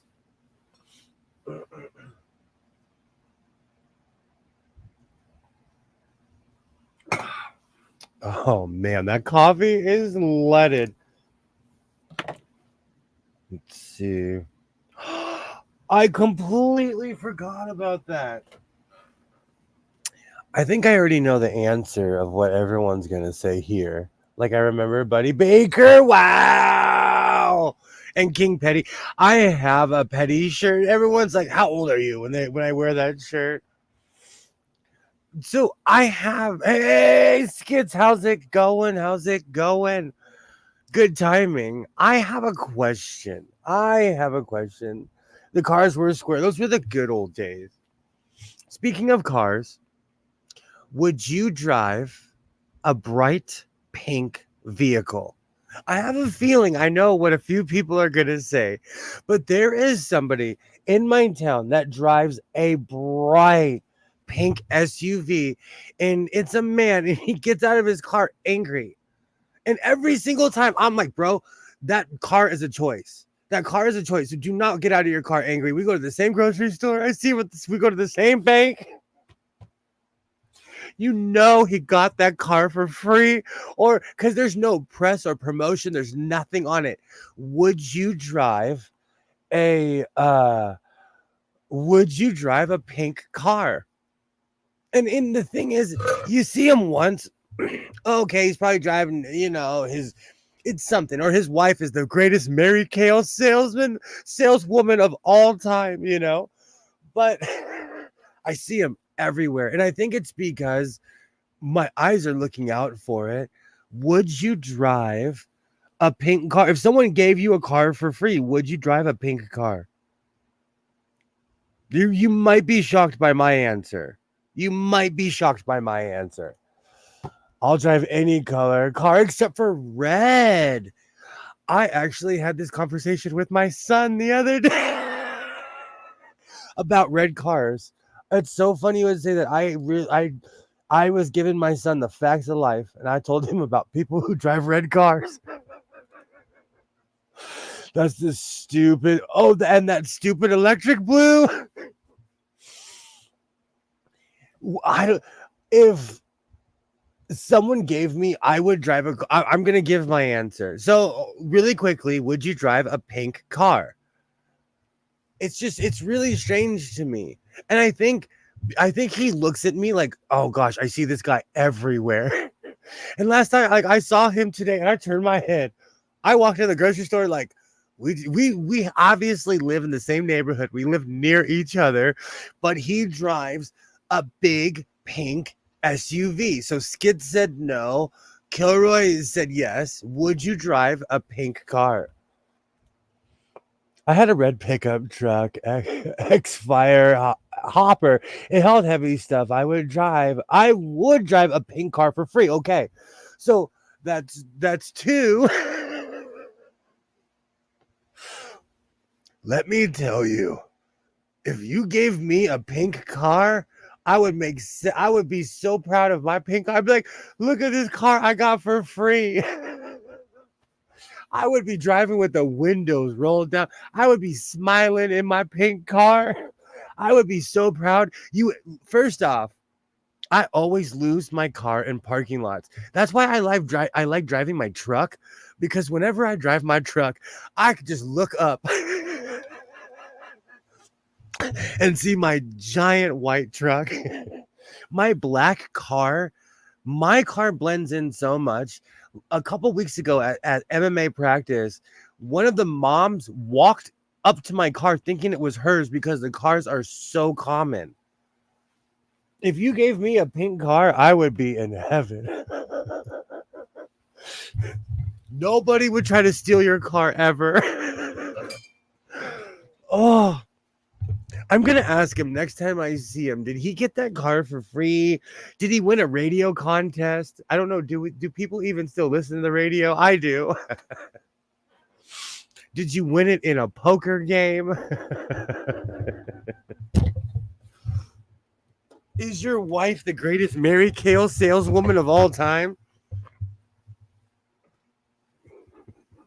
I have to know this now. I now have to know this. But it's he like I don't know, and I'm not even judging because I have and if Carlos comes back with a black eye.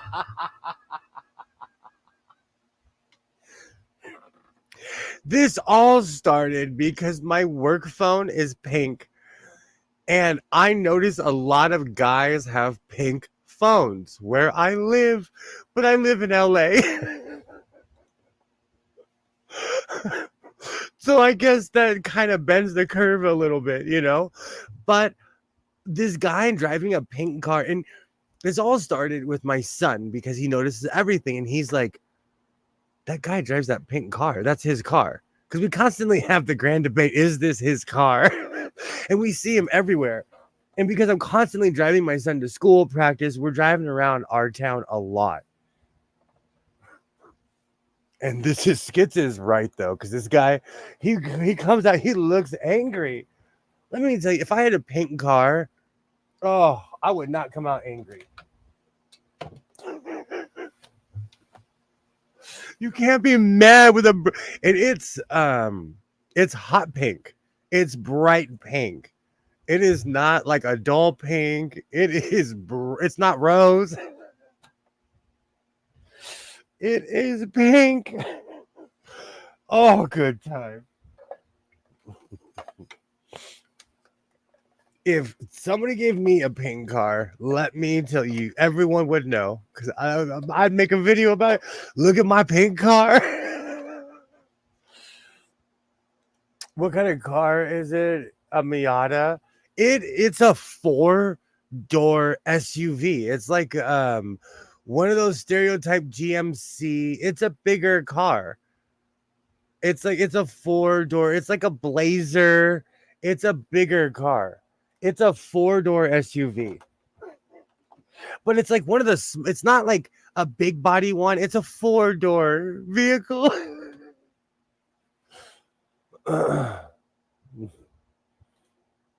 My first car was a pink Honda Civic. There, you see?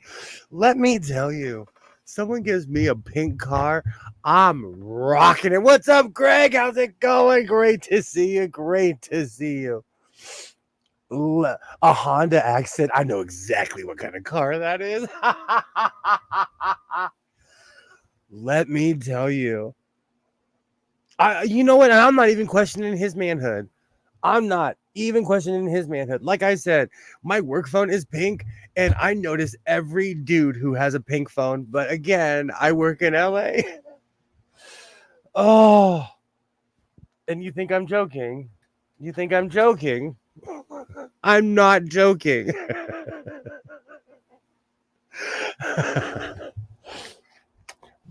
But he comes out so fierce of his car. I was just like, dude, why are you so angry with a pink car?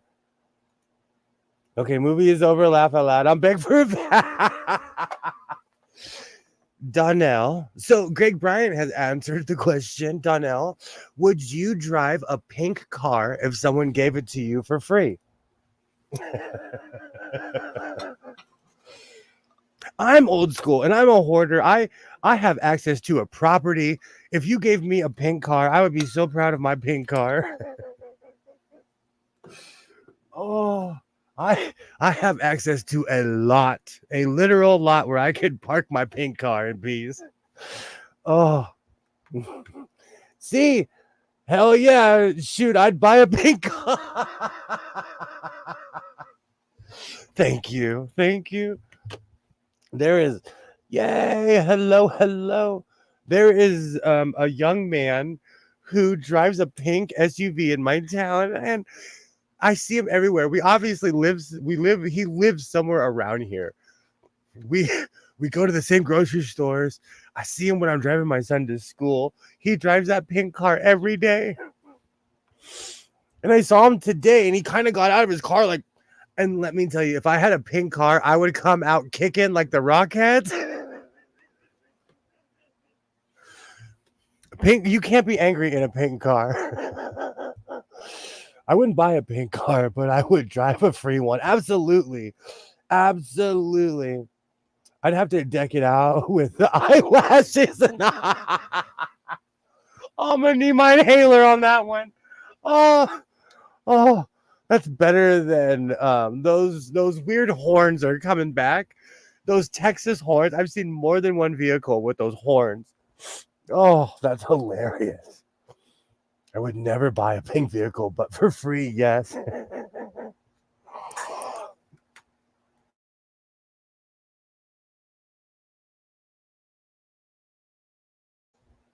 I knew that young man with his pink vehicle would spark a conversation.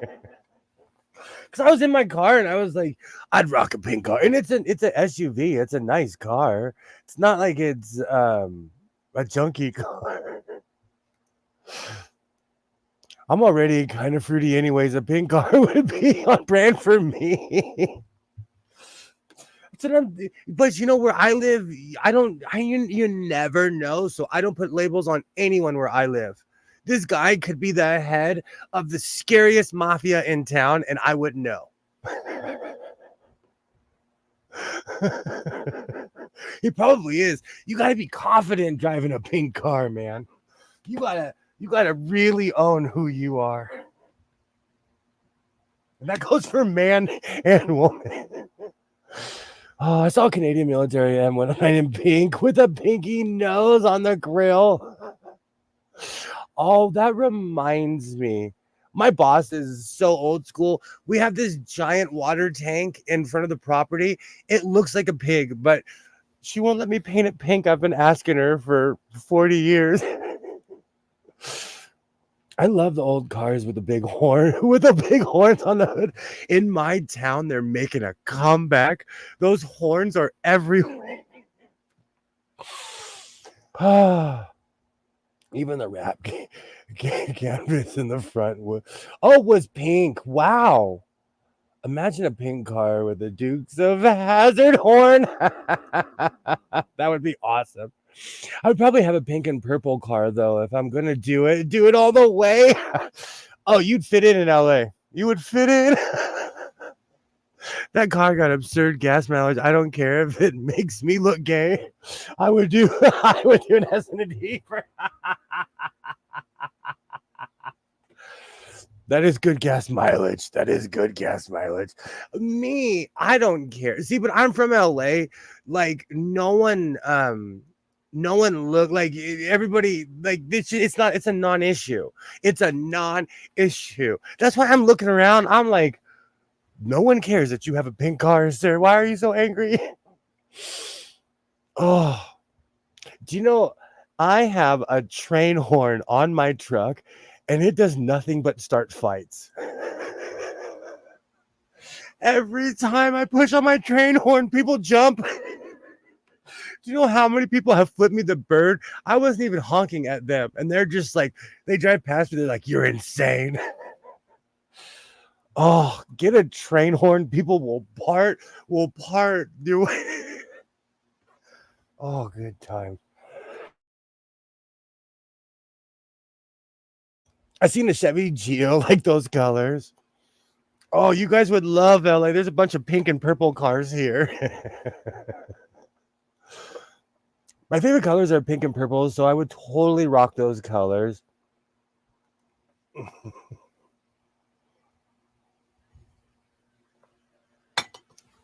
I would drive a pink car.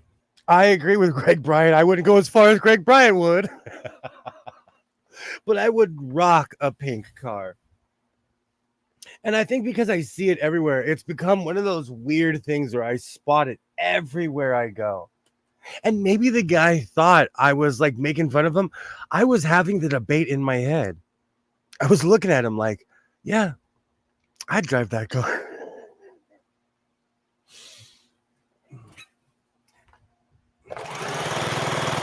Do you know what's so funny? I wouldn't drive a moped because I'm scared that my biker friends would see me, but I drive a soccer mom car. The world's a crazy place. I I want a Vespa so bad, but I might lose a patch. But I drive a soccer mom car. You know, it's weird that way because they get great gas mileage on my Ford Flex.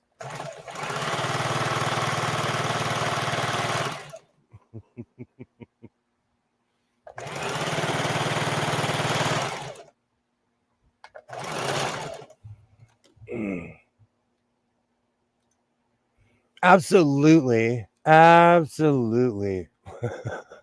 Nobody goes as far as I do. The Harley 50 is a well, you're right. You know what's so funny? You'd say that I've been watching a lot of like, you know, like just people restoring old bikes and stuff. They are mopeds. I've had this conversation a bunch of times. To a biker, a moped looks really cool. You just don't want your friends to see you riding around on one. Most mopeds just work Harley. A Harley moped would be broken down all the time. Oh, maybe when I move to Iowa, I'll buy a moped. I'm kidding. I am gonna move, but it wouldn't be. I have no problem with Iowa at all in any way, shape, or form.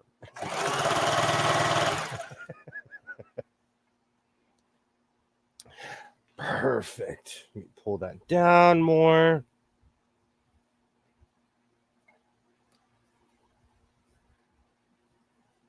Okay. Perfect. You won't get anywhere in Iowa on a moped too slow. That is true. I have been there. It's open country. I believe in Iowa there's more pigs than people. And the only reason I know that is because every time I meet someone from Iowa, they tell me that.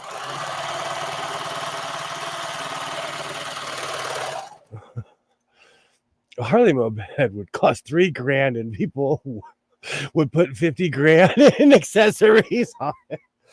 So true.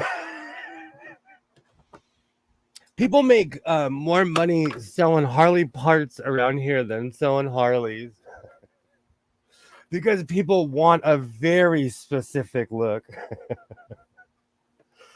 Oh, that's so true. It is so true.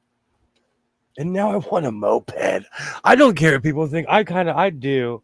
I just don't have.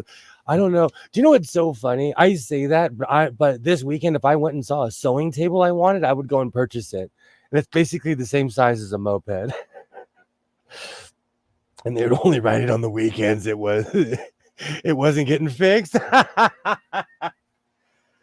Oh.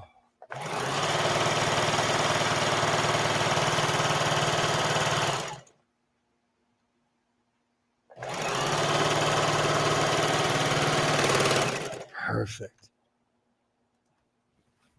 I still have the Three's Company theme song stuck in my head.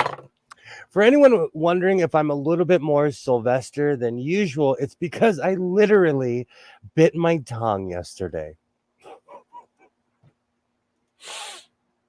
Which actually helps because I have to think about what I'm going to say, and I actually have to use my entire mouth to speak.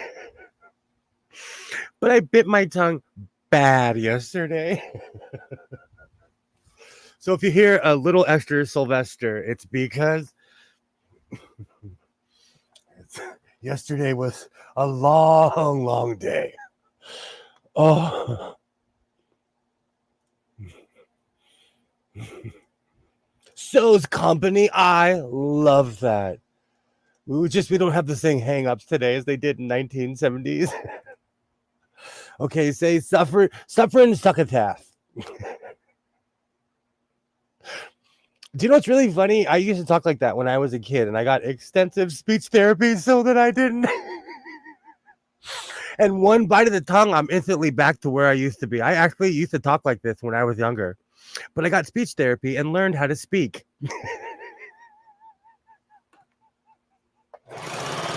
So when I say Sylvester, I mean Sylvester for real.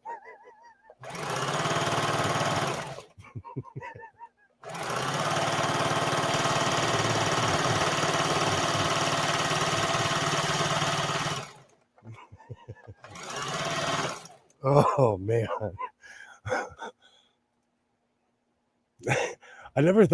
I have never thought about what I what I was about to say.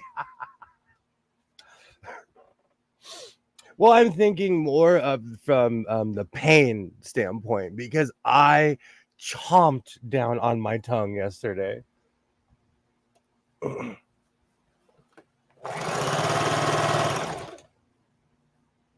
Man, this stuff is stringy. And for as much as I'm griping about working with my brace, I need to wear my brace. I need to embrace the brace.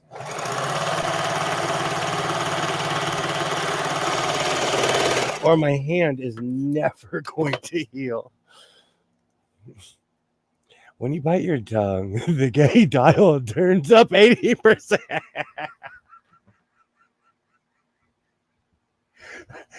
I'm sorry. Turns up 800%. It's true. It's true. Oh, it's true. But I actually do talk like that. But there's a lot of people that do. It's not a rare thing. But it's a matter of opening your mouth while you speak.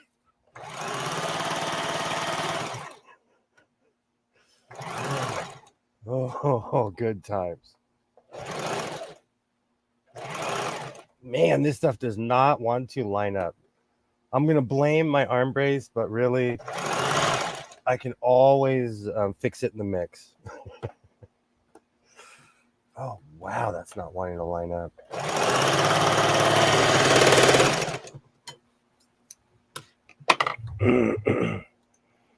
If my tongue isn't food, why is it in my mouth? Is it free calories? Thank you so much for stopping by, Mona.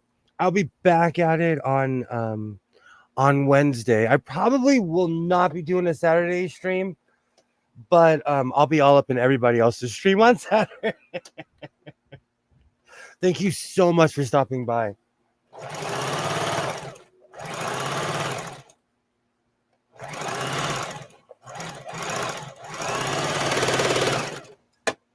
Perfect.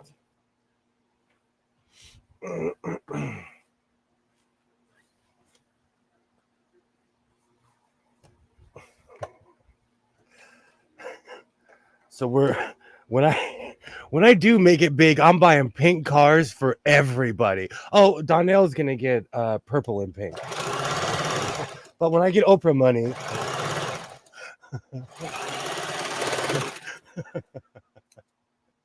oh, that's funny.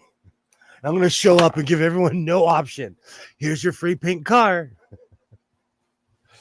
Oh. Oh man. Oh, this is gonna be hilarious. This material is very much couch cushion. It was on super sale. I mean super sale. And I think I dropped all of my pin cushion. I think I've lost my pin cushions is a metaphor for the evening. I have officially lost my pin cushion. Let's see if it's over here. Oh, I found one.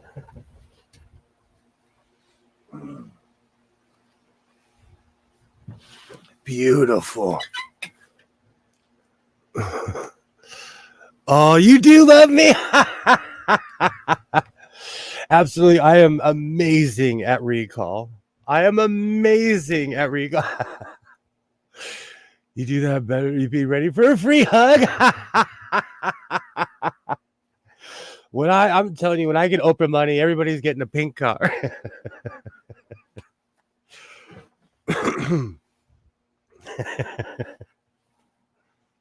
I I know somebody who is what I would consider like real rich, and they drive a Prius. Matter of fact, all like the yacht club people I know, they drive the most practical cars. We've had this conversation, but I saw someone recently and it made me laugh. They drive the most practical cars. And why? And like when you have a certain like they have like real like FU money, like real like I can do whatever I want. I constantly talk about how, oh, I can do anything I want. These people can go buy an RV right now. But it makes me laugh. And I learned that from my father, my grandfather. Like you don't always have to show that you have money. Like have a car, own that car. Own that car. That's how you show you have money, when you own it outright. Absolutely. Have a great night, Mona.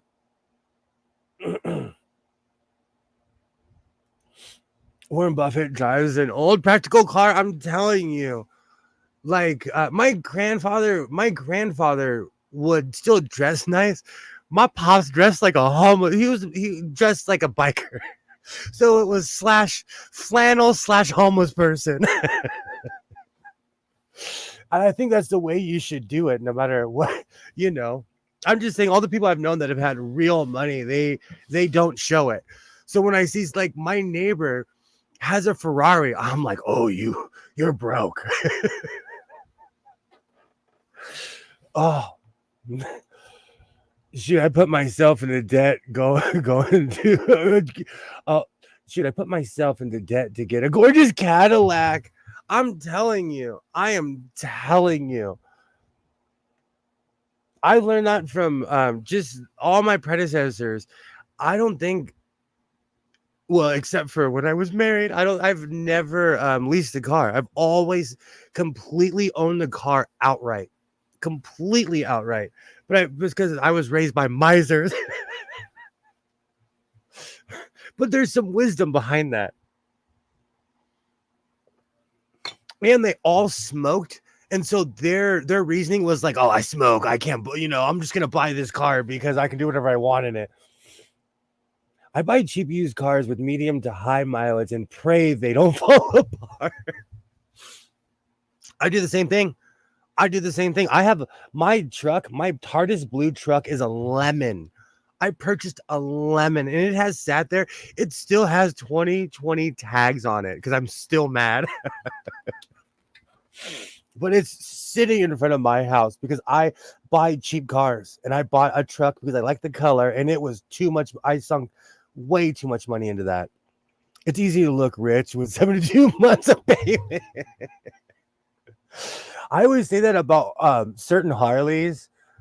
Like when I see someone driving a certain Harley, I'm like, that Harley was $43,000. Like, how did you're leasing that, dude? I don't understand the whole leasing a car. Why pay to rent a car that you'll never own? I don't think I've ever, besides with my ex-wife who is Queen Lease. I've always purchased everything outright. Always purchased it outright. And also, I love driving. So when I buy something, I know I want to drive from here to Nebraska. And when you lease a car, you can't, there's like certain, correct me if I'm wrong, but there's certain stipulations. And I'm accident prone. I am accident prone. I need to own my car because I am extremely accident prone. And when I get in an accident, I want to be liable to one person, and that's me. Oh, leasing is the biggest scam ever. I knew someone that got wrapped up in those payday loan things. That to me is the biggest scam of all time. Absolutely. I put my used cars on a loan, but I pay the loan back ASAP. Yes, if you drive over the allowed mileage, you have to pay even more. See, I didn't know that because I'm a driver. I should be a truck driver. I love driving. So I get cars that I like Don't have to worry about that. Payday loans are just mafia loans.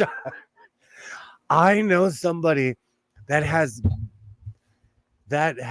been that has owed. I can't say without laughing. They've owed this payday loan place for over 16 years. And I'm not laughing. And I know you watch. I know you watch my stuff, ex-wife. I'm not laughing. I'm just saying 16 years, bro. Didn't know about that about leasing. Sounds like more Soviet Union stuff. That's what I'm saying. I didn't know that until someone I knew leased a car, and I was like, we can't just get in it and drive. Like when I have a car, I'm like, where are we going? We're going to Seattle. Let's go. I'm in San Diego. I'm like, let's go to Seattle. And no, I don't live in San Diego. I live in Southern California. I'm just saying. I took out a loan for my Cadillac after I paid off the mortgage. Absolutely. I inherited when my dad died. Absolutely. Absolutely. And you know what? There's nothing wrong with that. I'm sitting here being big braggy. I inherited most of my stuff. So don't let me fool you. I inherited a lot of things. So I'm not being big braggy. I'm just saying like I've never leased a car. And also because I'm a bad driver. So I need to be liable only to myself. And my Cadillac is like 10 years old, but less than, oh, wow, 100,000 miles on her. That's awesome. See, I like deals like that. I had a family member that would lease a new car every year. Or like when a new model would come out, they would always get the new car. I wouldn't like the feeling of that. I don't know. You're like test driving the car basically. But again, I've never leased a car by myself.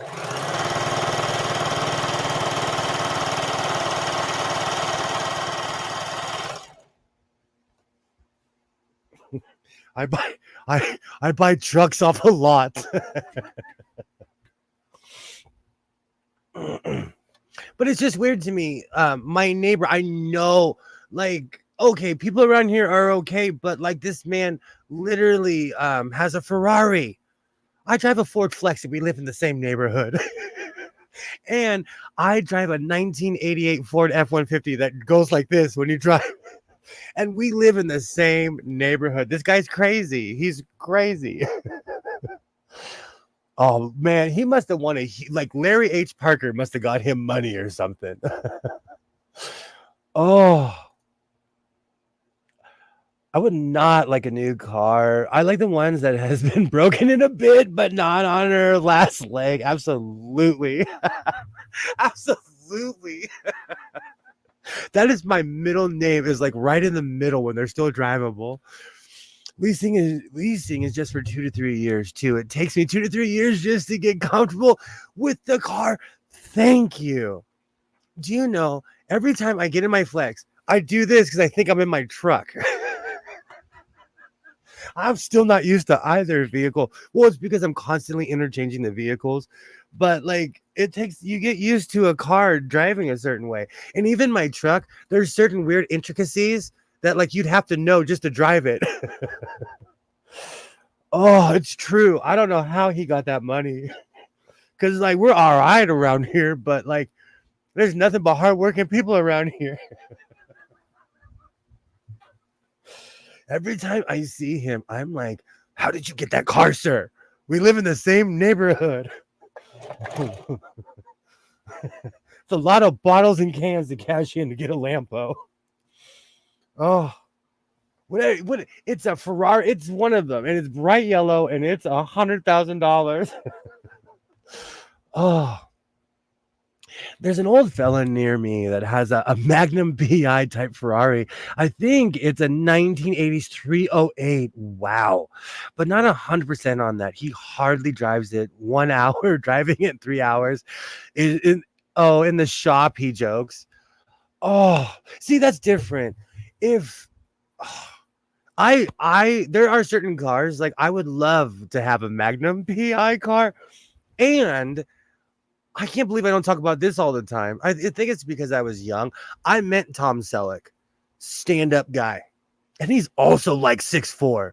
Tom Selleck is humongous. Like Tom Selleck is like 6'5". He's huge. I met him at a horse show. I was wearing full cowboy boots, spurs, which puts me up this much, and he was towering over me. Sorry, the Magnum PI thing sparked a memory. He wasn't like Lenny Kravitz, but we'll keep that story for a different day. I met Lenny Kravitz, and he wasn't nice, but I've told the story 100,000 times.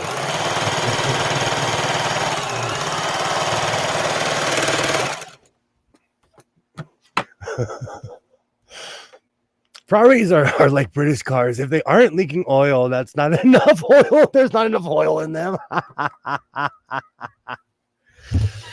I'm 2 miles north of Detroit, not fancy area, and people drive down my street in newish Corvettes, like you were bringing that Steal Me advertisement. You know what? You bring up a whole other issue. People, you bring up a whole other issue, Donnell. People come from other neighborhoods and they do rob people more in the hills. Like there are mansions. There are people who literally look down at my house. I literally live at the bottom of a hill and I can look up and see mansions. I'm not kidding you. And people do follow people home all the time. They don't do it to my neighborhood because there's only one Ferrari in my neighborhood. But it actually does happen a lot, to the point where the sheriffs are like, they have this thing about the 9 o'clock checklist where you're supposed to check all your cars at 9 o'clock. You're supposed to do all these things, and that's on the checklist. You're 100% right. They are advertising the Steal Me kind. I always wonder about that. That is true. Most people do drive practical cars around. They're trying not to be flashy. Ugh. And I actually know someone that lives in the real Beverly Hills, and they drive a 1960s Ford Ranger. It's a full body truck, but they live in Beverly Hills and they drive a classic vehicle. And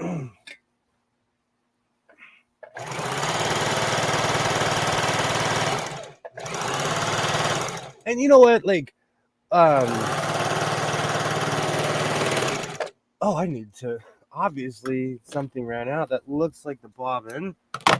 You know, where I live, every other car now is a Tesla. I feel like they're giving those things away, but really they're probably just giving really good deals to people. If you make a certain amount of money, they'll give you a Tesla. I wouldn't drive one if you paid me. And I have access to one, and I still do not drive it. But I have weird principles. William, I had a 2006 Chevy Avalanche that I just replaced the engine on in 2020. First year of COVID. I woke up Mother's Day to find out that some dirtbag stole my truck. Oh. Do you know that makes my heart sink? I don't know what I would do if someone stole my dad's truck. I would be so mad if someone stole my truck. If someone stole my truck, I would need to be put in the hospital. That's the worst. I have both of my trucks. Like I have security cameras. If you ever see me like peeking over, I have a full I have 4 that I'll admit to camera. I have a full setup, like a full CCTV security camera. I have one in my driveway. I have both of my trucks parked in my driveway because people love stealing Cadillac converters and they're not in cars anymore. So of course they're going to come after my old trucks. So my trucks are well guarded. Oh, that stinks. They drove it on a high-speed chase with the cops and then drove it through a brick wall of a Dollar General. Oh, I would weep if I saw my car in a high-speed chase. I would be like, that's my car. Oh, I feel so sorry for you, Donnell. See, where you live is just like where I live. That's wild. That is wild. Wow. That's why I like cheap used cars. Nobody wants them. I never have to lock the doors because even a crackhead wouldn't steal them. Oh, I like my car because it looks like every other car. And like it, I don't know. No one, man, people that drive, man, no one's trying to rob my Ford Flex.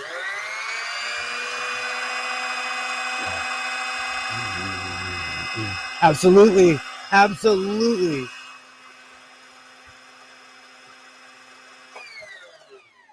Absolutely. I think even if your neighborhood's uneventful, you should have cameras.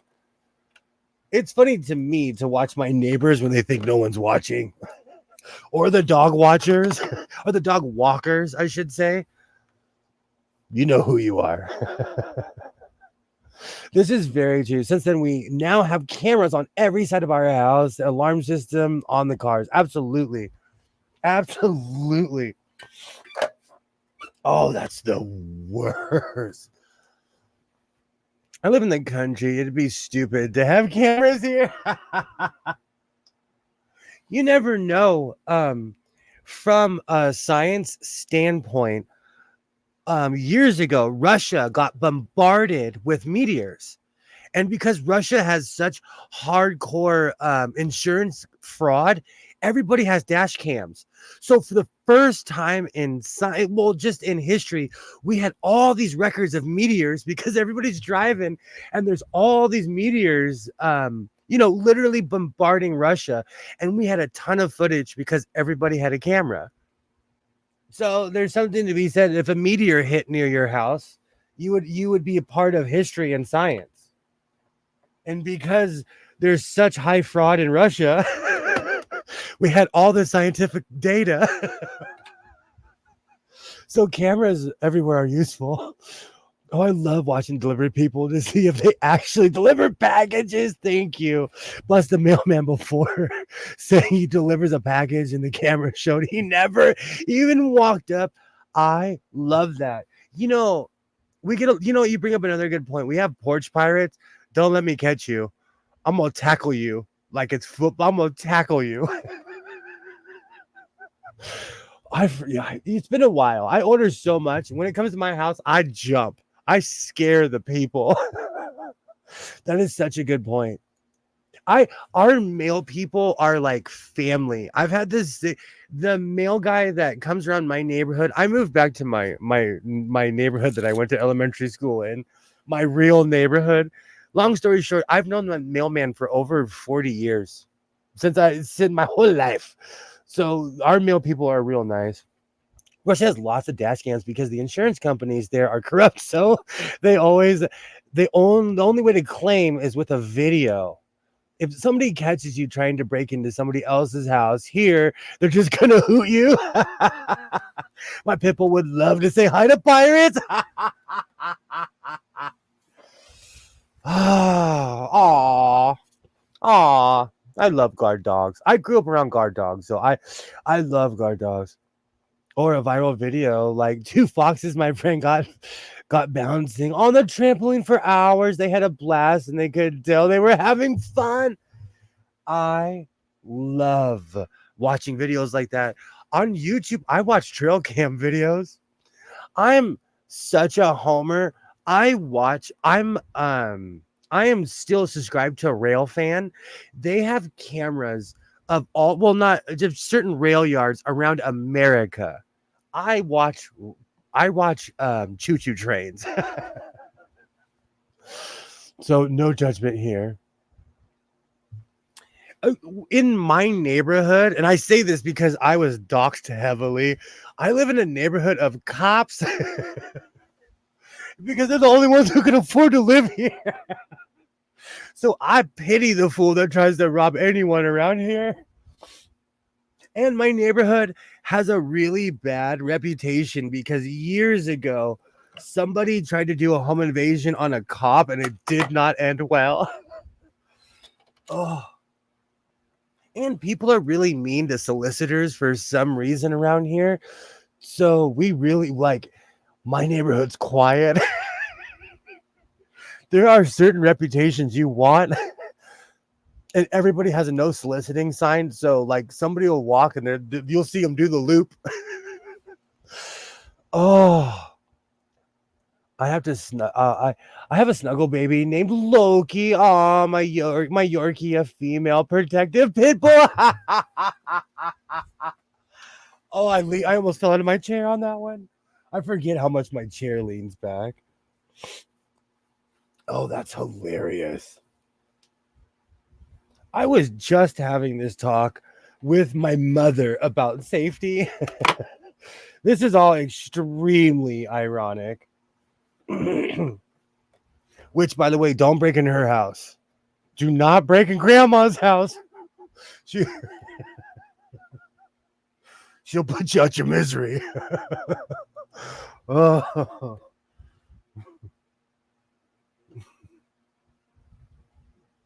I can't even say on YouTube what grandma would do. Oh.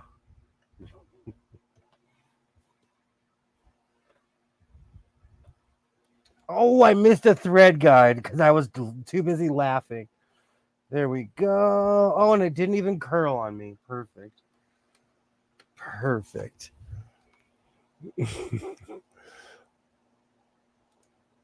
Probably the same thing I would do. Exactly. And my pups was a hillbilly, so grandma's ready. Grandma is ready. Oh. But I feel like in America, that's the average house. Don't do foolish things, you know. But I could be wrong. I could be completely wrong. I live in an extremely liberal area where people have different opinions, and I respect those as well.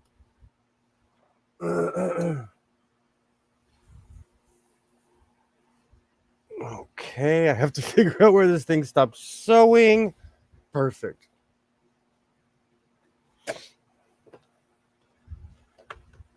Perfect. I grew up in Tennessee, so don't play with my castle. Don't play with my castle. I like that. I like that. Now that's a t-shirt. I feel, but again, I feel like that's the average. I could be wrong. Again, I could be wrong. But like I've lived in Arizona, Oregon, Texas, and I think that's where I got that. I think because I've lived in states where every other person has a hooter. I think I have that in my head. Like, especially Oregon. Oregon is a liberal state, but you could also have an AK-47.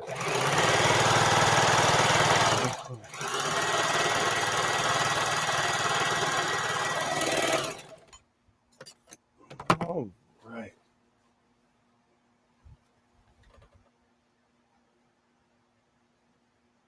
There we go. Here in PA, you can stand your ground. Depends on who you talk. It depends on who you talk to, as my mom is completely opposite. my my mom wants to put someone out their misery. That's so funny. It's so funny how every single state, like where I live, it is just a no, don't, and no. Nobody tries anything because if you mess with somebody, you'll probably not live to regret it.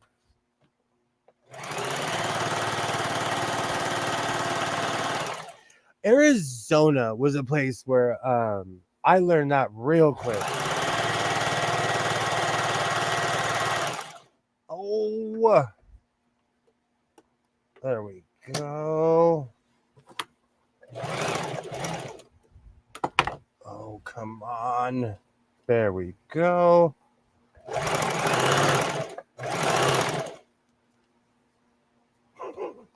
Yes, I talked to my garment sometime. I beg them to cooperate.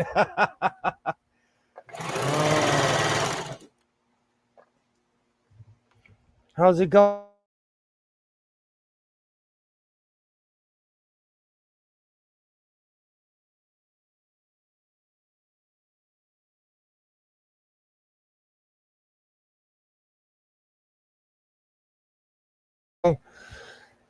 We got all that. We went shopping today, so make sure you eat something, okay?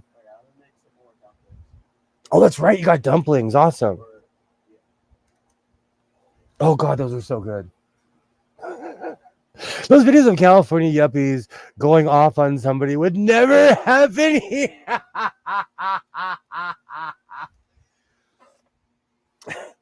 That is one thing I do. Karens are real here. Like, I live in the land of Karens.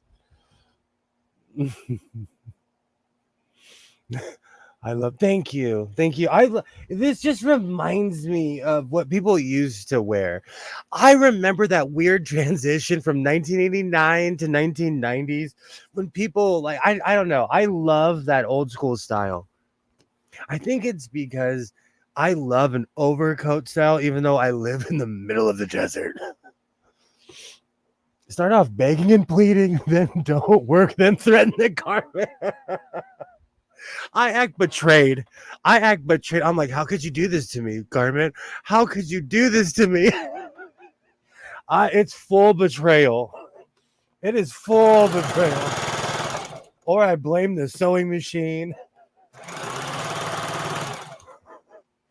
Do you know the saying, not today, Bobbin, is real? Not today, Bobbin. I've said that like in all serious, like you're messing with my blood pressure, Bobbin. There is an earlier stream where years ago I almost quit live on a stream where people were like, calm down. So I get it. I almost quit one time. I'm not kidding you. I almost quit live on YouTube. I was so mad one day. Oh, my machine just completely, it was a kerfuffle. I'm like, come on, you can do this. And end with do it or face the shredder. That's for real. Kilroy and I have often talked about sending quite a few sewing machines off with a Viking funeral. Oh. And for the record, where I live, it's illegal.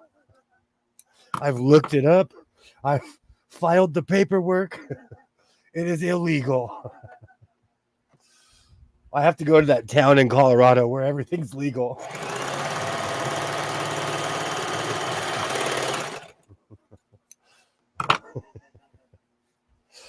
Oh, good times. Well, it's basically illegal to set anything on fire where I live. Oh, there we go. These two are not happy to be together. But you will play nice together. Oh. Just smash the machine with a hammer. I'm glad that I don't live in a high-rise building because I would find the trash can. There is a Belvedere sewing machine that I've been working on for 6 years. And I think it's out of stubbornness that I'm not stopping. But at some point, I'm going to have to stop because I can't figure out this sewing machine. I'm not kidding you. It's been 6 years. And for anyone wondering why I'm suddenly, you can understand what I'm saying. It's because I bit my tongue. But eventually, I'm going to have to stop working on this Belvedere. It does not want to work. It's almost not a Belvedere anymore because I've replaced everything on it. Go to the Santa Monica Pier at 3 a.m. and throw it off. The people fish there. There are people at the pier 24 hours a day. People, and like you'll say, what? People fish at the pier. There's always that one guy who pulls out some rare fish. But you are never alone at the Santa Monica Pier. It's actually cool because you can go there any time of day and like there are people there and they're friendly people. I used to live there, so I'm biased. Excuse me, I couldn't afford to live in Santa Monica, so I lived in Culver City. But we would go to Santa Monica all the time. And there are people always fishing off of the pier. Santa Monica Pier has fisher folks 24/7, always cameras on, live web ones too. That's awesome. I'm gonna have to subscribe to one of those. I miss living on that side of town. That side of town had culture. My side has a Buffalo Wild Wings and a Joanne's, which isn't bad. 6 years. After 6 months, I have given up. Oh, I've given up on my industrial to the point I'm going to clean that area of my room and take it apart and sell it to the first person that shows up with at least $100. So you know my pain. After 6 months, I've given. Oh, well, the reason why I haven't given up on the Belvedere is because, about 16 years ago, I was at a thrift store in Ventura, California, and I saw it. When I started purchasing sewing machines all the time, like around 2016, 2017, it was still there. So I purchased it because they wanted $100 for it because they thought it was rare. And then it was down to $10 because it sat there for 10 years and no one purchased it. What industrial? I know we're all like, what kind of machine is it? The funny thing is, like, I have weird patience. My car that doesn't work has been sitting in front of my house since 2020. Gosh, I got to get rid of that thing. Now I have the 1-800-CARS-FOR-KIDS song in my head. I'm about to donate my car. That's where I'm at. I am the real life Fred Sanford. I have a broken down truck in front of my house.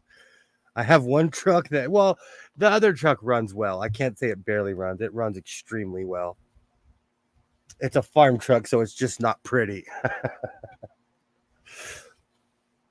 Oh, man, we've been going for a while. It is a holiday spectacular tonight. Oh, I haven't even lined the other piece. I am over summer. Bring on fall and layers of clothes. Or what we call fall around here. Okay, well, I have my granddaughter's 19. Okay, I have my grandmother's 1984 Singer sewing machine with original wooden cabinet. How do I find a good home, as I'm not going to use it and I don't like to see it just sitting there? Okay, so there's many different avenues. You have to find Fanatic. You have to find. See that. I've given sewing machines away. There was one time this one woman was like, oh, all my sewing machines broke and this and that. I was like, here, take this. You have to find someone who really, really wants it. If I lived any closer,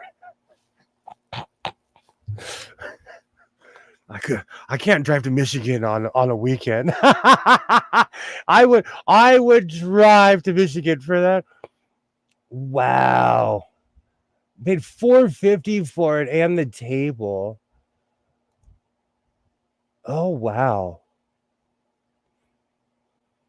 I know Alibaba is our resident professional here. I have a Singer UFA improved manufacturer 9815 Taylor with a 1908 motor and base.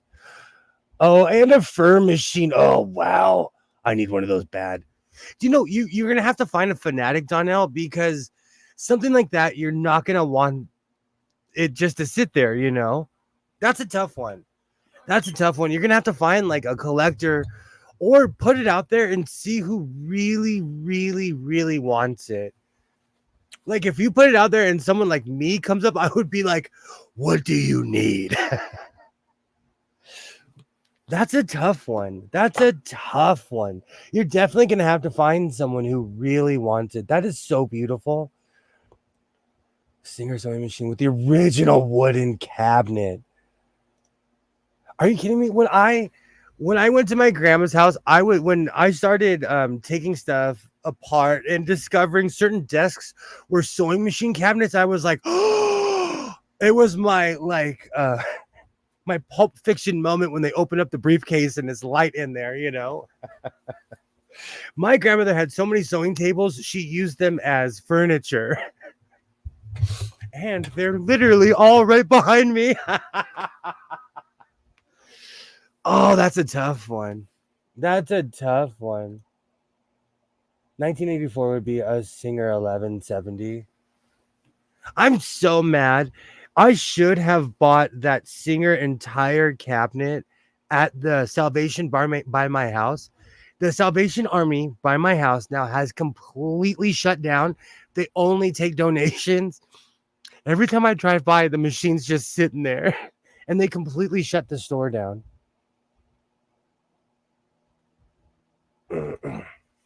Ollie, Bob, and I are hopping. The second you said sewing machine, we're like, what? That's a tough one. That's definitely a tough one because you don't want to just go to waste.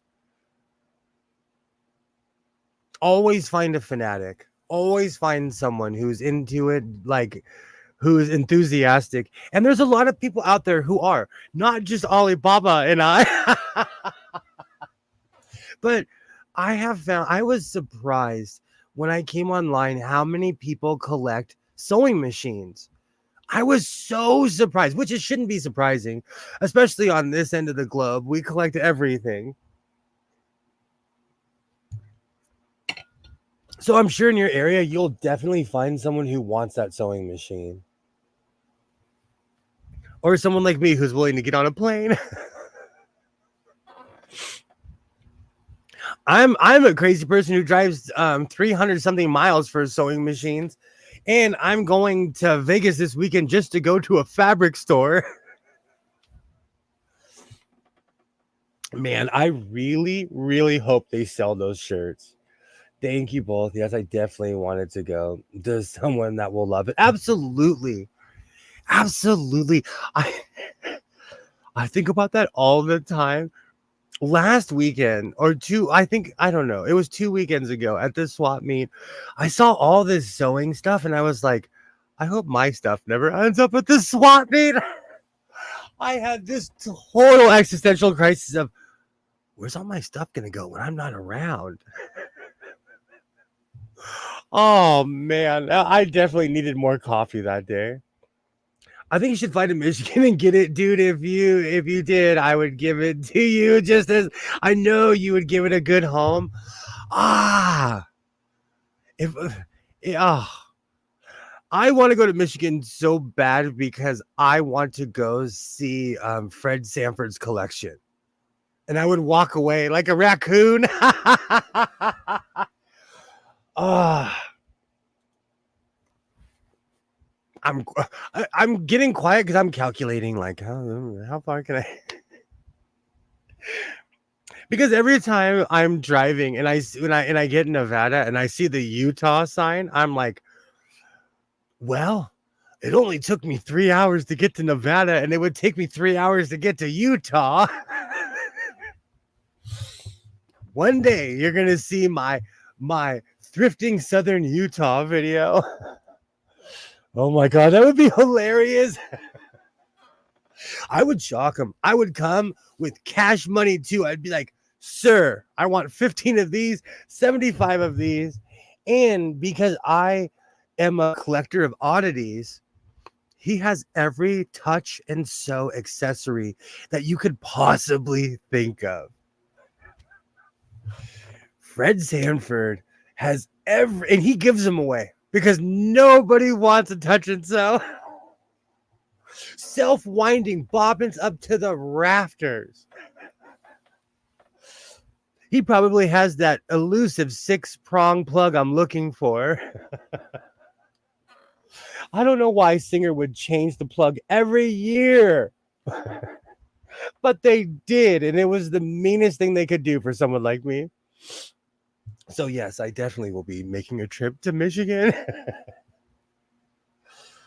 Oh man. Oh. When I open up my Touch and Sew museum, I'm gonna have the Fred Sanford wing.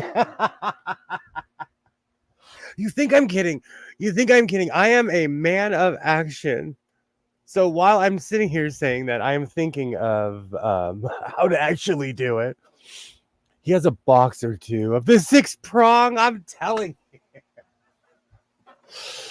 Oh, you're drooling, will you?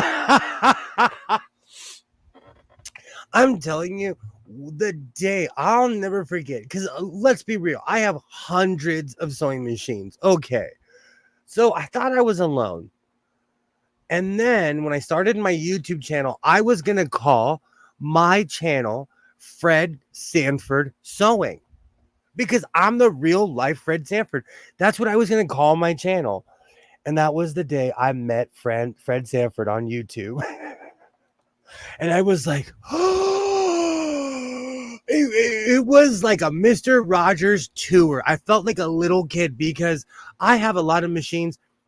He has more sewing machines than I do. And it made me feel, I've said this a million times, it made me feel good. Because I have a lot, but I haven't rented a house for my sewing machines yet.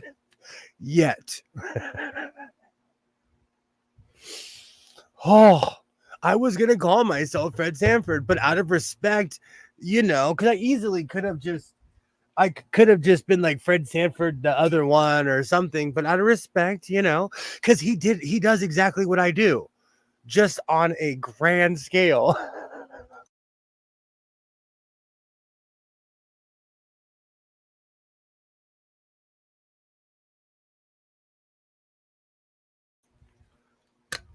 And there's one Touch and Sew. It's like a 300 series or something. I do not have the plug for it. Or it's a 600. I can't remember.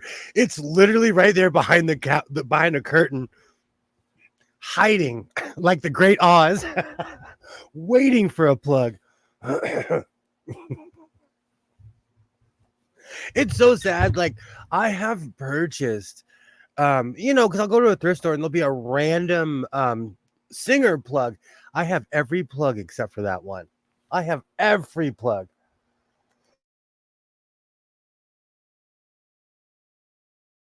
Okay, I'm off to bed. 7 is good. It's gonna come really early. Email me at awesome. Do you know I joined your store because I just kept on clicking links. Finally, I will find you on this one. I will email you either tonight or tomorrow. You are always invited to come on my show. I would love to come on yours.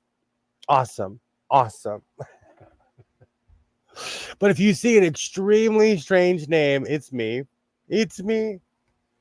I have an extremely funny last name. Oh, I'm probably gonna go for another 7 or 8 minutes because we've been going for a while here. And this coat, I completely waffled over this coat this evening. I seen that I tried to email it address, but it never got a response. Oh, that is me. Let me check. It's because I get so many emails, but that was me. That was me. I was hoping that you would email me. That was my sad attempt. Yay. Hold on, let me check. Well, I'll check it later. Also, it's because I get bombarded with emails from work. Like I'm looking at a bunch from work right now. I need to stop saying email me. People at my job don't email me. Yay, that definitely was me. I have a very strange name. And I because it's an AOL email, I made that email in 1996 or 1997. And I've had that, and that address has been going strong since 1996 or 1997. That's the one. Yay! Awesome. I will definitely email you and I will check it. Oh man. You got mail. Well, I do a lot of like my son, because he's homeschooled, man, I get a good jillion emails from the teachers, from the school. I'm like, man, am I in high school?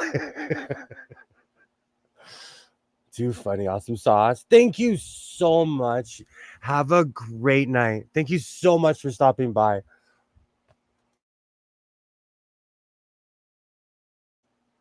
And the funny thing is, I started that email in 96 or 97, and I'm just now getting up to the technology.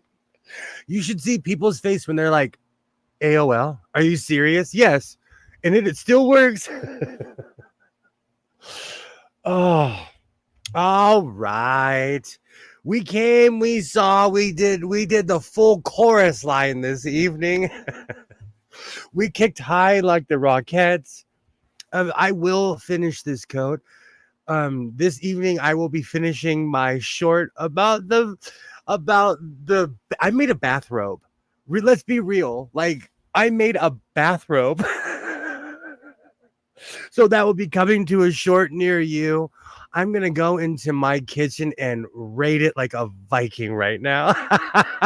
I always sit here and I'm like dreaming of all these things, and I remembered I went to the grocery store today, so it's gonna be something involving egos. And when life gives you lemons, make a coat. Alibaba, that's a t-shirt. Now that's a t-shirt. I love that. I love that. I am all about being positive no matter what. I'm like at the in the life of Brian when they're singing always look on the bright side of life. That is definitely me. Always look on the bright side. Oh, that's now I have that song stuck in my head, but that's a good song to have stuck in my head. Oh, absolutely. When life gives you lemons, make a coat. I'm gonna say that. I'm gonna incorporate that into my snarky comebacks. Ah, well, I'm gonna go raid my kitchen, work on some food, and then I'm gonna go work on my short.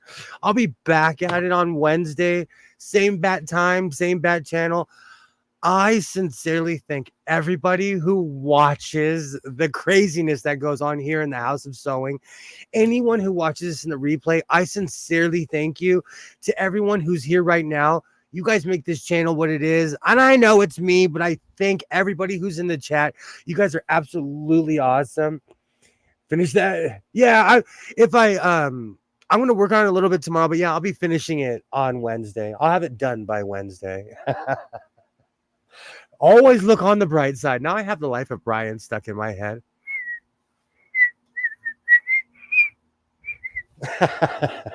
Such a good song.